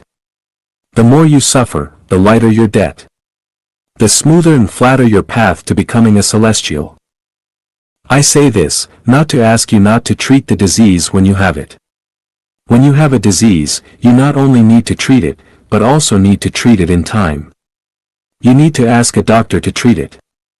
The doctor treating diseases is in line with the Tao, but the more important thing is that you need to prevent it yourself and learn to keep in good health. Why not fight with people? Wronging others is a disaster, forgiving people is a blessing, confronting with people with no Tao in their heart, the result is self-harm. Those who fight people will be fought by people in the end, those who play people will be played by people in the end, those who kill people will be killed by people in the end, those who harm people will be harmed by people in the end, those who scold people will be scolded by people in the end. Gain is loss, loss is gain. An iron law in the universe is, there is cause and effect, there is fruit and cause, there is loss and gain, there is gain and loss. You don't need to fight with people, just let others bully you, just like Jesus said, if someone slaps you on the right cheek, turn the other cheek to him too. Ignorant people are confused people, worldly people are scheming people, mortals are smart people, sages are wise people. Most of those who fight people are worldly people, and the final outcome of worldly people is very sad. It is not necessary to argue with them about merits and demerits, gains and losses. In addition, those who fight people have restless hearts, and it is difficult for them to perceive the Tao without a calm heart. If you do not retaliate after being harmed, there will be no worries. Without worries, one can be calm. Calmness brings peace, balance, and clarity. One can perceive the Tao, pursue the Tao, attain the Tao. Attaining the Tao can become a celestial, can enjoy eternity. Why fight with people? The retribution of cause and effect is precise to the smallest detail. Do not fight with people, just follow the Tao, leave the rest to the Tao to manage. The Tao is very fair and will not wrong people. 21. Do not show ability. Ability refers to talent, intelligence, capability, brilliance, energy, function. The more ability a person has, the higher their value. Ability is like a colorful gem, it must be hidden and not shown off. You should let the world see that you are no different from others. Even if you have the talent of strategizing and gaining a decisive victory 1,000 miles away and an ability to rule the country, you should also look at the world with cold eyes. Once your abilities are revealed, you will become a slave to your own abilities, and you will be enslaved by relatives, others, and society. You will lose control over yourself, and you will have no leisure time to cultivate and improve yourself. Of course, this is not to say that you should not use your ability or ignore your relatives and friends. If you want to help people, it is best to do it in a way that people can't see or touch. Mobilize the energy of the negative universe, make their work smooth, make their family harmonious and happy, make their life safe. Helping people, and not letting people know, is the way to cultivate one's virtue. It is particularly important to emphasize that during your cultivation, self-improvement, perceiving Tao, and attainment of the Tao, your body is undergoing changes, especially as your mind power becomes stronger and stronger, purer and purer, closer and closer to one, like a piece of ordinary iron. Through continuous magnetization, the molecules inside are constantly arranged in one direction, gradually generating attraction and repulsion. At this time it is not a piece of ordinary iron, but a magnet. Similarly, during your cultivation, there will be some special functions that you can't imagine happening on your body, such as walking on the water surface, riding the clouds and mist, passing through the wall, moving things with your mind, which are all child's play. Invisibility, earth escape, transformation is not difficult. You hold an iron rod in your hand, let it bend, it will bend, let it straight, it will straight. You see a person, let him go, he will go, let him stop, he will stop, let him do what, he will do what. You really understand what is called. Do whatever you want. Once you start to develop certain abilities, you must constantly remind yourself that you have a long journey ahead before you can transform into a celestial being. If you let your worldly desires take over and show off your abilities to the world at this point, you will deeply regret it. Many people fail at this stage in the process of becoming a celestial being. As for the reason, it is a secret of heaven that I cannot reveal. Because once revealed, it would be like leading a wolf into a flock of sheep, causing disaster to both humans and the celestial world. The higher the ability, the greater the destructive power. Here, I want to emphasize once again that we should not cure diseases for others. As your abilities grow stronger, you will find it effortless to cure diseases, be it fractures, cancer, leukemia, or AIDS, even easier than a breath, and you could even resurrect the recently deceased. So why can't we cure diseases for others? Because all diseases, whether inherited, acquired, caused by accidents, or infectious, are self-inflicted. This is an order in what seems to be chaos, accident, coincidence, misfortune, and ill fate. You reap what you sow, and there is a reason behind every event in the world. The retribution of cause and effect is an iron law in the universe. There is a cause for every effect, and an effect for every cause. The bigger the cause, the bigger the effect, the smaller the cause, the smaller the effect. There is no effect without a cause, and no cause without an effect. Everything is inevitable, there is absolutely no accident. What we call an accident is the understanding we get when we can't find the cause behind it, which is a mistaken and helpless understanding. Everything in the universe is orderly, and order is inevitability. So where is the cause of the disease? Hereditary diseases, congenital diseases, are caused by our ancestors. The ancestors. 22. Pay attention to the micro, weak, and small. The micro world is larger, more complex, and stronger than the macro world. It's hard to understand the Tao without noticing the subtle. The concept of constant dripping wears away a stone sawing through wood with a rope are macroscopic, while the micro things and influences are invisible and intangible. A towering tree starts from a tiny sprout, a skyscraper starts from a pile of earth. Profound morality comes from every word and deed, every smile and movement. Disasters and blessings start from a thought in the heart. So don't seek the big, just seek the small. Don't seek the obvious, just seek the subtle. Don't seek the strong, just seek the weak. Don't seek the hard, just seek the soft. 23. Do your best. To cultivate to become a celestial, one must first cultivate to be a human. Human cultivation requires doing one's best. Doing one's best is for being free from cares and worries, and being free from cares and worries leads to becoming a celestial. The primary duty of doing one's best is to respect one's parents. It's hard to become a person without filial piety. You grew up sucking your parents' milk, and your parents poured all their heart and blood into your growth process. They were frightened for you and spent countless sleepless nights for you. The selflessness of human beings is most perfectly and vividly embodied in the way parents treat their children.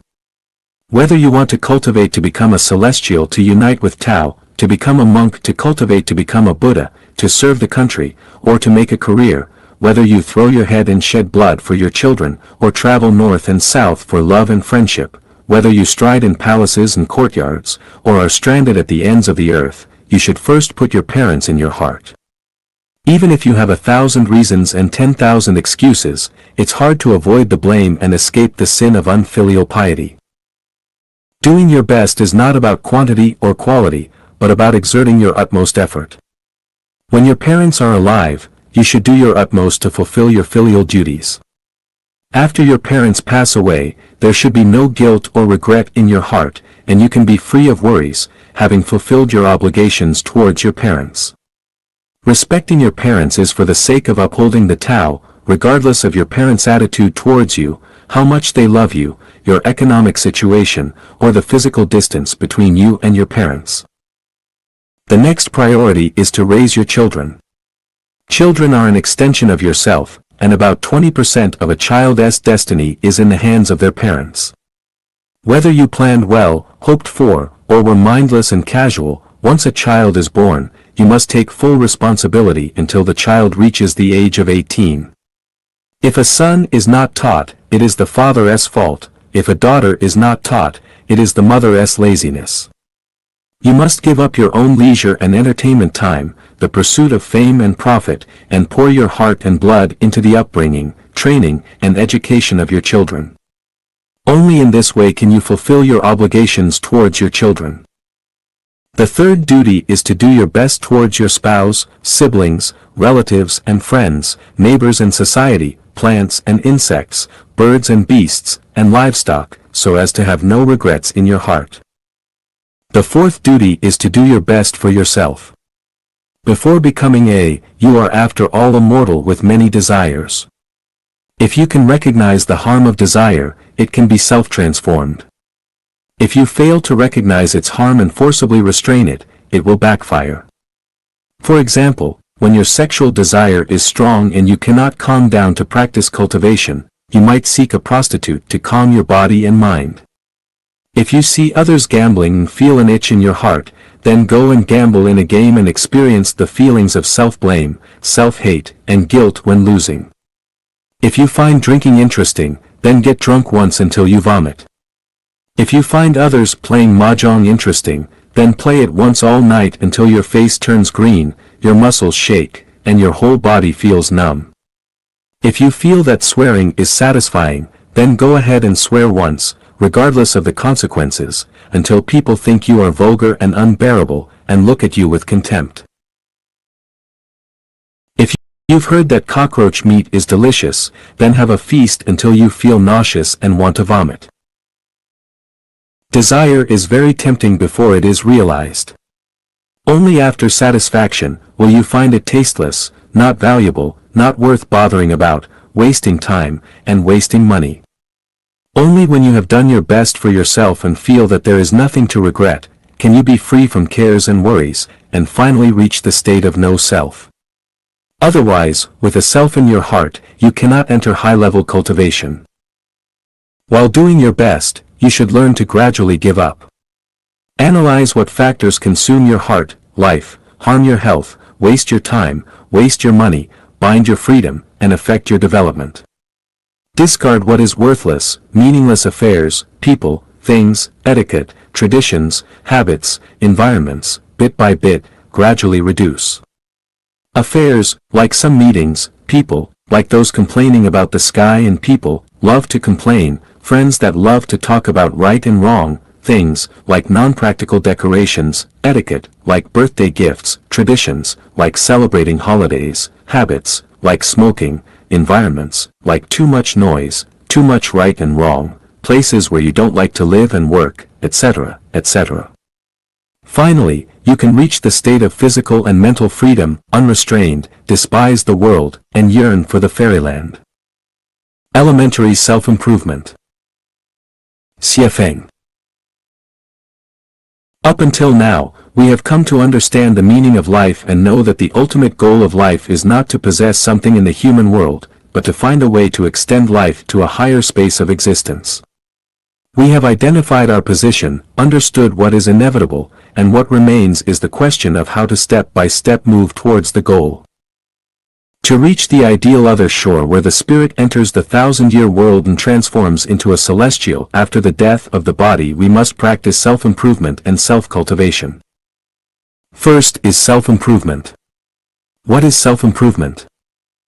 Self-improvement refers to recognizing, identifying, judging, and finding the best path. Practice means to adhere to and implement in daily life. Self-improvement is divided into 3 levels: elementary self-improvement, intermediate self-improvement, and advanced self-improvement. Elementary self-improvement. Elementary self-improvement mainly involves norms of daily behavior. These norms not only help us achieve a successful life in the secular society, leading us to health, wealth, and freedom, but also lay a solid foundation for intermediate self-improvement. If we can do this, there is no greater good. We know that our thinking, consciousness, and mind are connected with the negative universe, which contains positive spirits, evil spirits, kind spirits, and malevolent spirits. Whatever kind of thoughts we have, there will be spirits to match them. If we curse someone, that person will be unlucky. If we think of suicide, there will be corresponding spirits to encourage and help us commit suicide. Whatever we yearn for, it will come. Therefore, elementary self-improvement first requires us to clear our thoughts, especially to remove negative thoughts, and establish normal, positive, active, happy, and desirable thoughts. The best method is to pray to the Lord, the greatest Creator. Entering others' minds. Advanced Cultivation 1. Dayform Buddha. November 29, 2006. Cliff Baxter, a polygraph expert from the U.S. Central Intelligence Agency, CIA, discovered the following secrets through experiments with plants. When water is poured onto the roots of plants, the plants exhibit emotional curves similar to those seen in humans when they are happy. When a threatening action is contemplated against a plant, the plant has already sensed it and shows signs of intense fear. When pretending to burn a plant's leaves, the plant shows no reaction. Plants also possess the ability to distinguish between true and false intentions. When live shrimp are thrown into boiling water in front of a plant, the plant immediately experiences extreme stress. This suggests that plants can communicate with each other and with other living beings. Plants have the capability to remember. Plants are capable of perceiving human psychological activities. This means plants have mental activities, they think and perceive various human emotions. Soviet scientist Viktor Pushkin conducted an experiment where he noted that when he talked about pleasant things, the plant's leaves would stand up and its petals would dance. When describing the cold of winter, the plant's leaves would shiver. When the mood shifted to sadness, the plant's leaves would droop. Experts have also found that plants can detect subtle psychological activities in humans. An electronics expert from West Paterson, New Jersey, named Pierre-Paul Savin discovered that plants react most strongly to cell death in their surrounding environment, showing continuous responses to human cell death. He also found that during his various experiments, he could send the simplest signals to plants and receive strong reactions. American scientist Marcel Vogel conducted numerous experiments on the telepathic communication between humans and plants. Vogel pointed out that, by human standards, plants are blind, deaf, and mute. However, humans can and do communicate emotionally with plants. Plants are living entities with consciousness and occupy space. Many biologists have revealed numerous mysteries about plant life, confirming that plants have consciousness, thinking, and a range of emotions like joy, anger, sorrow, and happiness, as well as supersensory abilities beyond human perception. Additionally, scientists' research subjects are not limited to plants. Many researchers have conducted similar experiments with eggs, vegetables, peas, and peanuts, achieving success in these experiments as well. By presenting these scientific findings, I want to illustrate that communication is possible between humans, plants, and animals. Extending this idea, humans can communicate with mountains, rivers, and insects. I have successfully communicated with insects myself. Furthermore, communication can occur with ancient people, people from the future, and if our consciousness can detect beings on other planets or in non-material worlds, we can communicate with them as well. We can communicate with gods, Buddhas, celestial beings, ghosts, and spirits. This is not alarmist or mystical, it is a fact. Did Jesus, Siddhartha Gautama, Muhammad, or Lao Tzu die? No, they are still there, and we can communicate with them. Many people's grandparents, parents, and relatives who have passed away are still present, and you can continue to communicate with them. It is merely a matter of time and space. Consciousness and thinking can transcend time and space. There is no such thing as death in life. I see them living well. We only need to shift our perception to understand this. I can express many things that Jesus and Sakyamuni did not say because I can fully enter their consciousness. If we face a stranger, we don't understand them, but as long as we communicate, we will gradually understand them, become familiar with them. If our thinking ability surpasses theirs, then we can clearly know what they are thinking in their heart, what they want to do. In the special abilities, there is a function called the power of knowing the minds of others, which seems very mysterious, but in fact, it's very simple. Once you enter the thoughts of others, you will know all the activities in their hearts.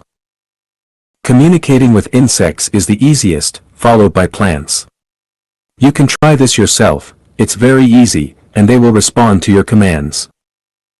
Try entering the mind of someone close to you and ask them to perform some actions according to your thoughts. They will do it.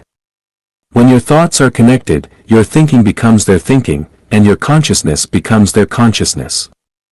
They will inevitably comply. One point to remember is that you must be sincere. You must genuinely care for them, love them as yourself, and love all life as yourself. Essence of sexuality, in response to Tiangong Celestial's question. Xiefeng. Question: I once practiced the integration of all practices exercise. In the advanced stages, the focus was nearly entirely on cultivating sexual energy, such as joy meditation and dual cultivation of yin and yang. I would like to ask the guide if nature here refers to sexual nature, and whether seeing one's nature and becoming a Buddha through nature implies sexual nature. Is it the same as the sexual nature we discuss in Lifechanyuan, or is there a difference? Please explain in detail.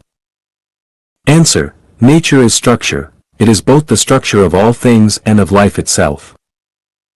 The nature of all things, including all living beings, is determined by their structure.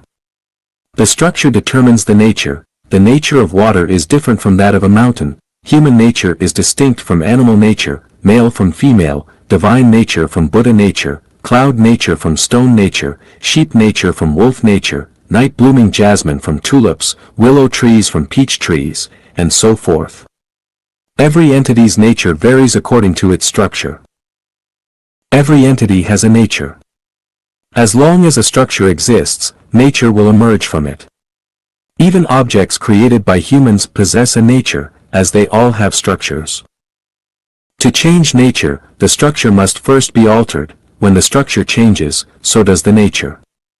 In nature, alloys do not naturally occur, but when elements like carbon are added to certain metals, they form alloys, altering the original nature of the metal. Nature is Tathagata, which represents the intrinsic, original nature. All nature originates from the consciousness of the greatest creator, and thus, the creator is the source of all nature. Nature is diverse and multifaceted, but regardless of the different types of nature in the universe, their total quantity and quality balance to zero. This is similar to the 5 elements, metal, wood, water, fire, and earth, which mutually generate and restrict one another, maintaining universal symmetry.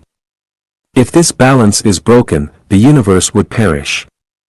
Who maintains this symmetrical balance? The answer is, the Tao. Human beings possess both heavenly nature and acquired habits. Heavenly nature is the original nature, while acquired habits are formed ingrained habits and behavior. Heavenly nature was established by the Creator, while acquired habits result from human choice. Cleansing acquired habits to return to heavenly nature aligns with the greatest Creator's Tao, which leads to peace and happiness. Love is the core of nature. Every nature inherently possesses love, determined by its structure. Different structures, and thus different natures, express love differently. There are 3 primary expressions of love: through giving, absorbing, or mutual benefit. Some insects and animals express love through giving, even at the cost of their lives, like certain spiders. Others, like wolves and birds, express love through absorption. Wolves eat sheep, and birds eat insects. Human love mainly combines both giving and absorbing, while only the celestial beings of the 10,000-year world and the Elysium world practice love as mutual benefit. You mentioned focusing on sexual energy cultivation in advanced practice, which is correct. Both the Taoist dual cultivation of yin and yang and the Tantric dual cultivation of male and female are correct. The core of this practice is learning mutual benefit. If the practice focuses solely on the yin side or the yang side, it becomes a deviation. The true test of dual cultivation is mutual benefit. If both benefit, it is righteous, but if only one benefits, it is a deviation from the righteous path.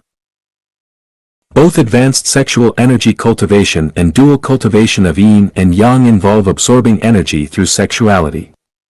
I have often said that consciousness, structure, and energy are the keys to uncovering all mysteries, and sexuality is no exception. That nature in sexuality is indeed the same as in seeing one's nature and attaining Buddhahood, and it is also the same nature we speak of in Lifechanyuan. The purpose of Lifechanyuan's crossing the river of sexuality aims to transcend patterns of giving or absorbing in sexual relationships, striving instead for mutual benefit. True dual cultivation for mutual benefit is a matter of intention and spirit, not physical contact or intercourse, and therein lies a profound mystery.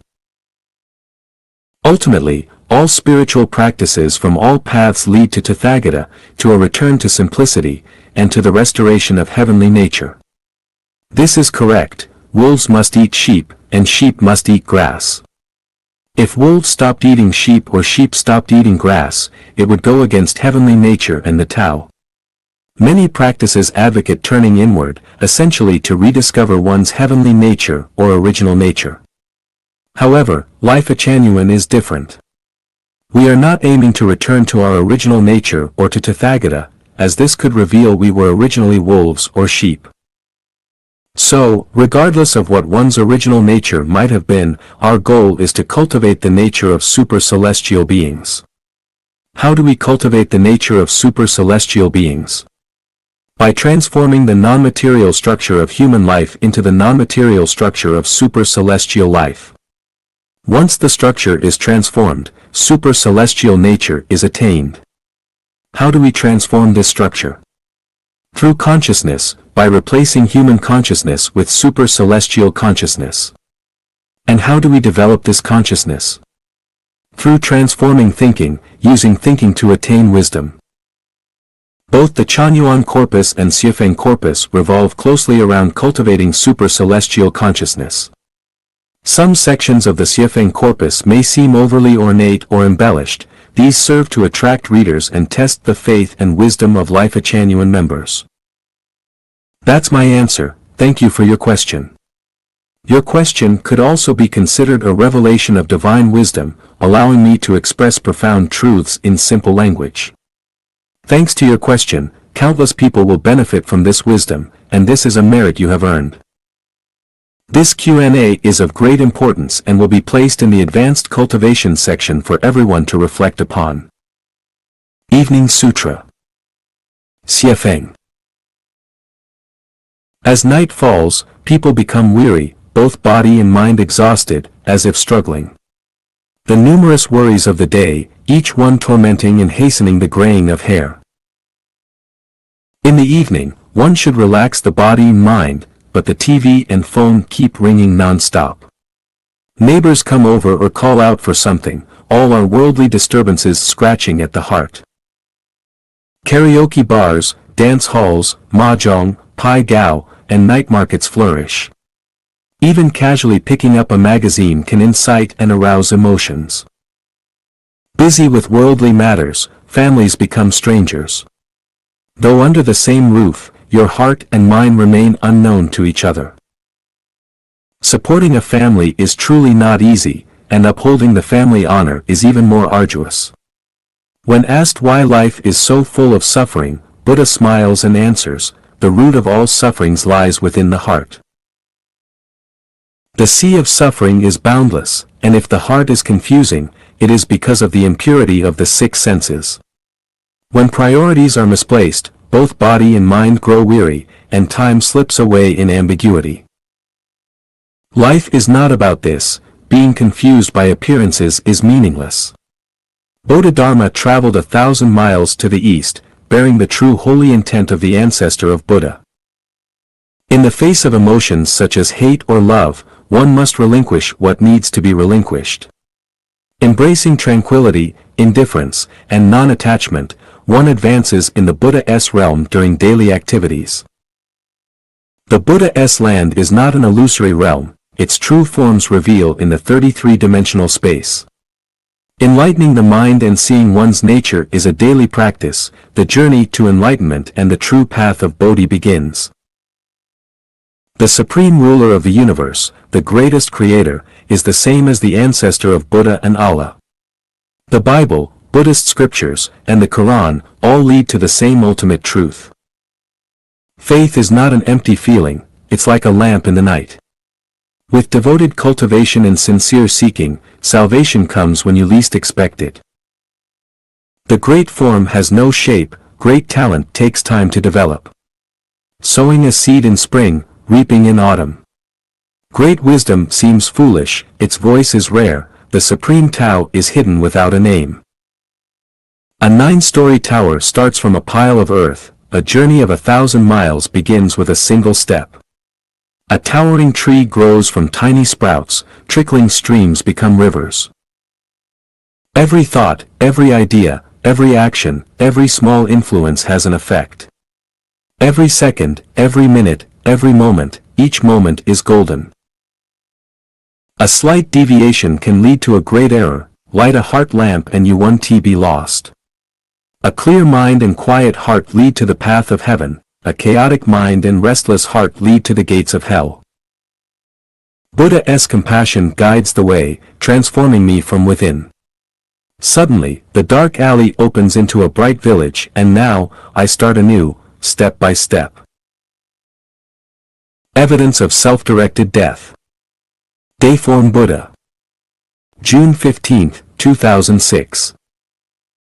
I have shared with several Chanyuan celestials that humans have the ability to control their own life and death.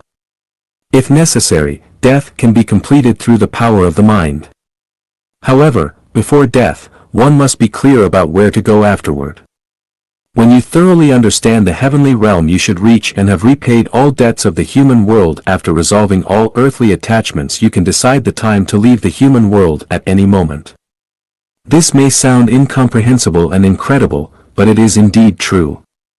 As for how to control death, it involves the secrets of Lifechanyuan and will not be disclosed now, but you can gain insight from the facts below. Older Chanyuan celestials should contemplate this issue carefully, read this article seriously, and seek a perfect conclusion in their practice and cultivation. The selected article below includes a story about a white mouse, illustrating that life only holds hope when a direction is determined. Lifechanyuan has clearly pointed out the direction of life and revealed the principles of understanding one's destination after death and how to reach the ideal shore through the 8 levels of thinking and the 8 major mysteries of life. This should be deeply contemplated. Evidence from science. Where does the human mind come from? Can the mind be naturally produced within the human body? For a long time, people believed that the mind was naturally produced by the brain.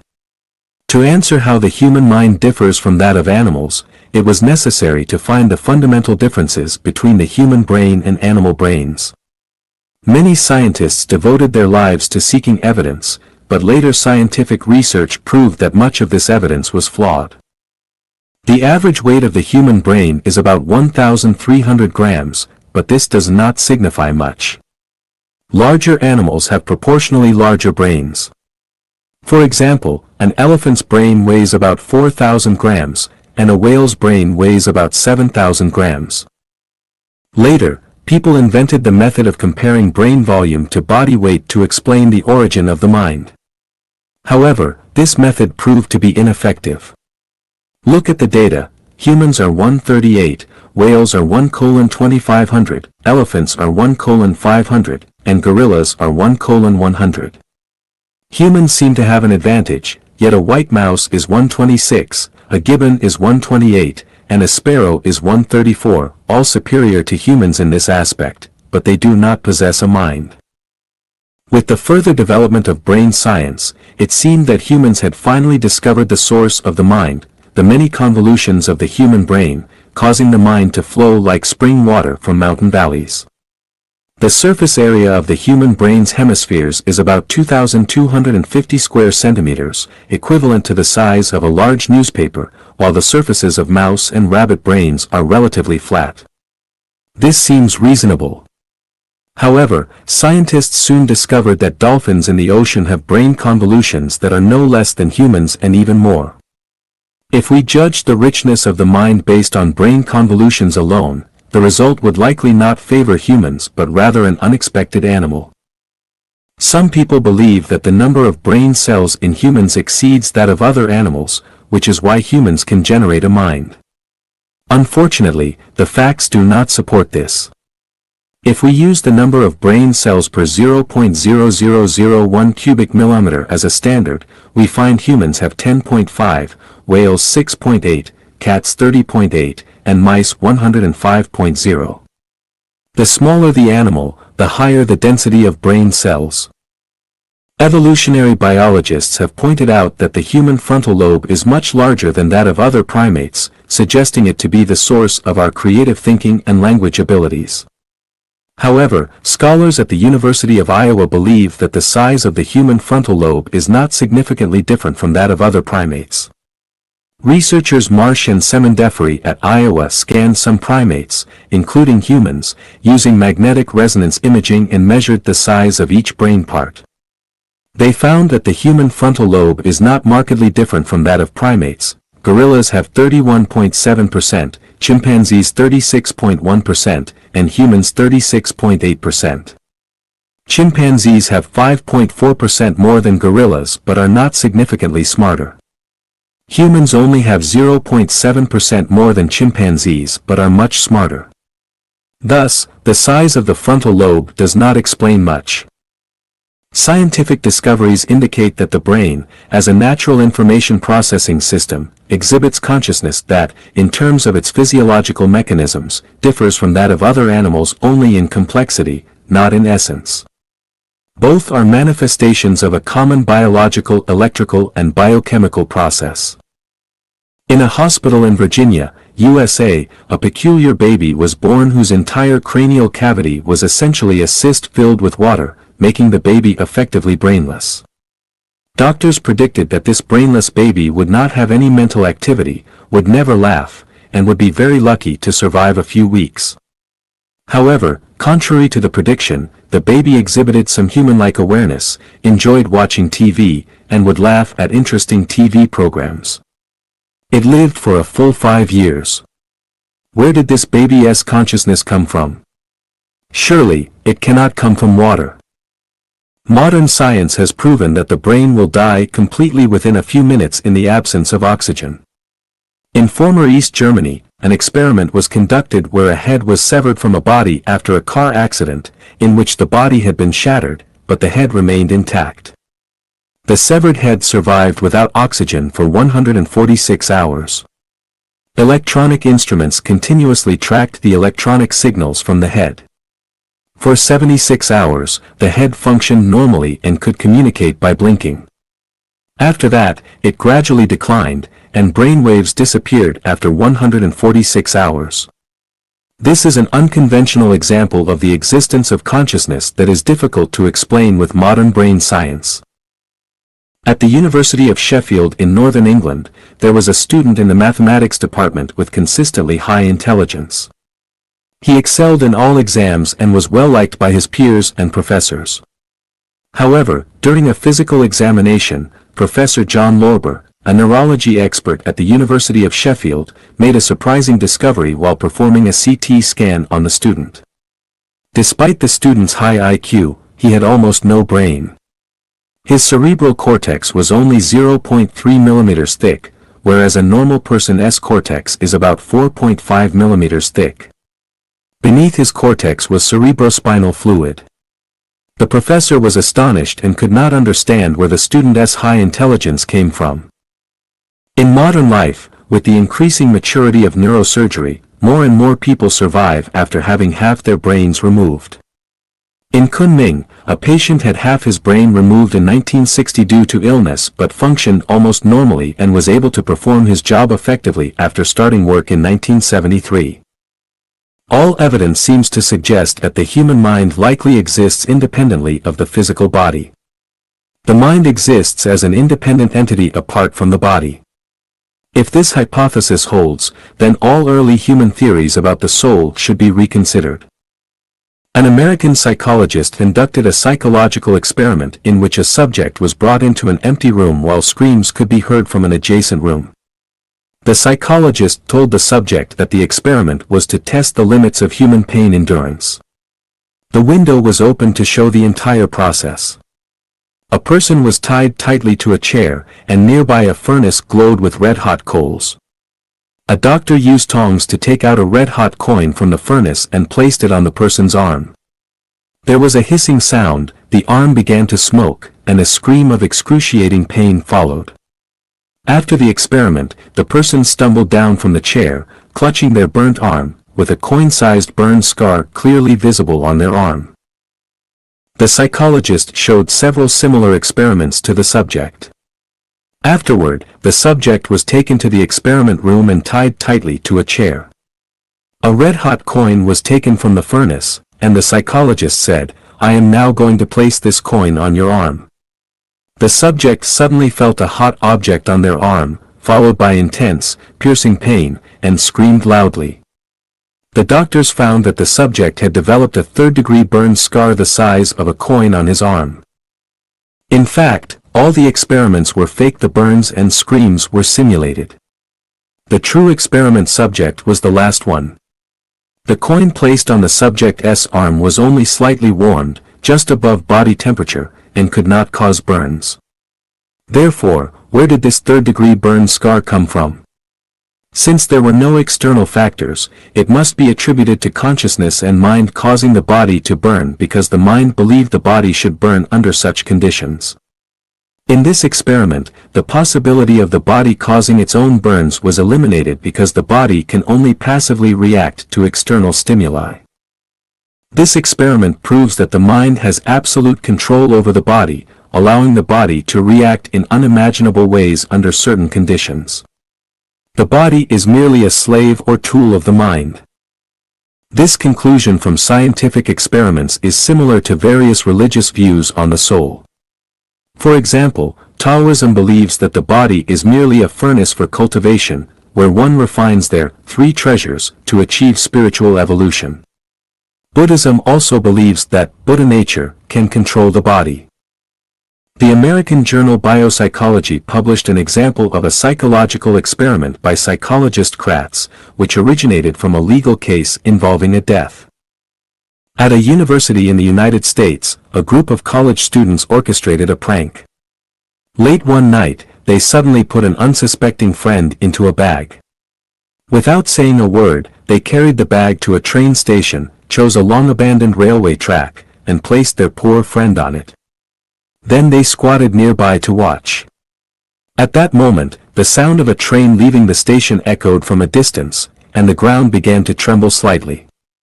The friend lying on the track started to struggle, unaware that the railway track he was on had been abandoned and that the approaching train would pass by on another track.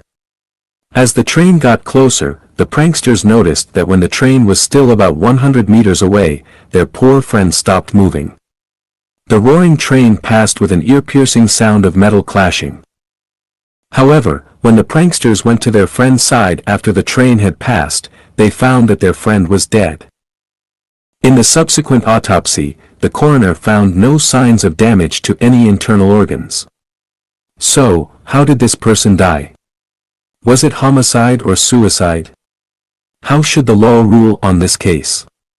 This incident became a hot topic of discussion.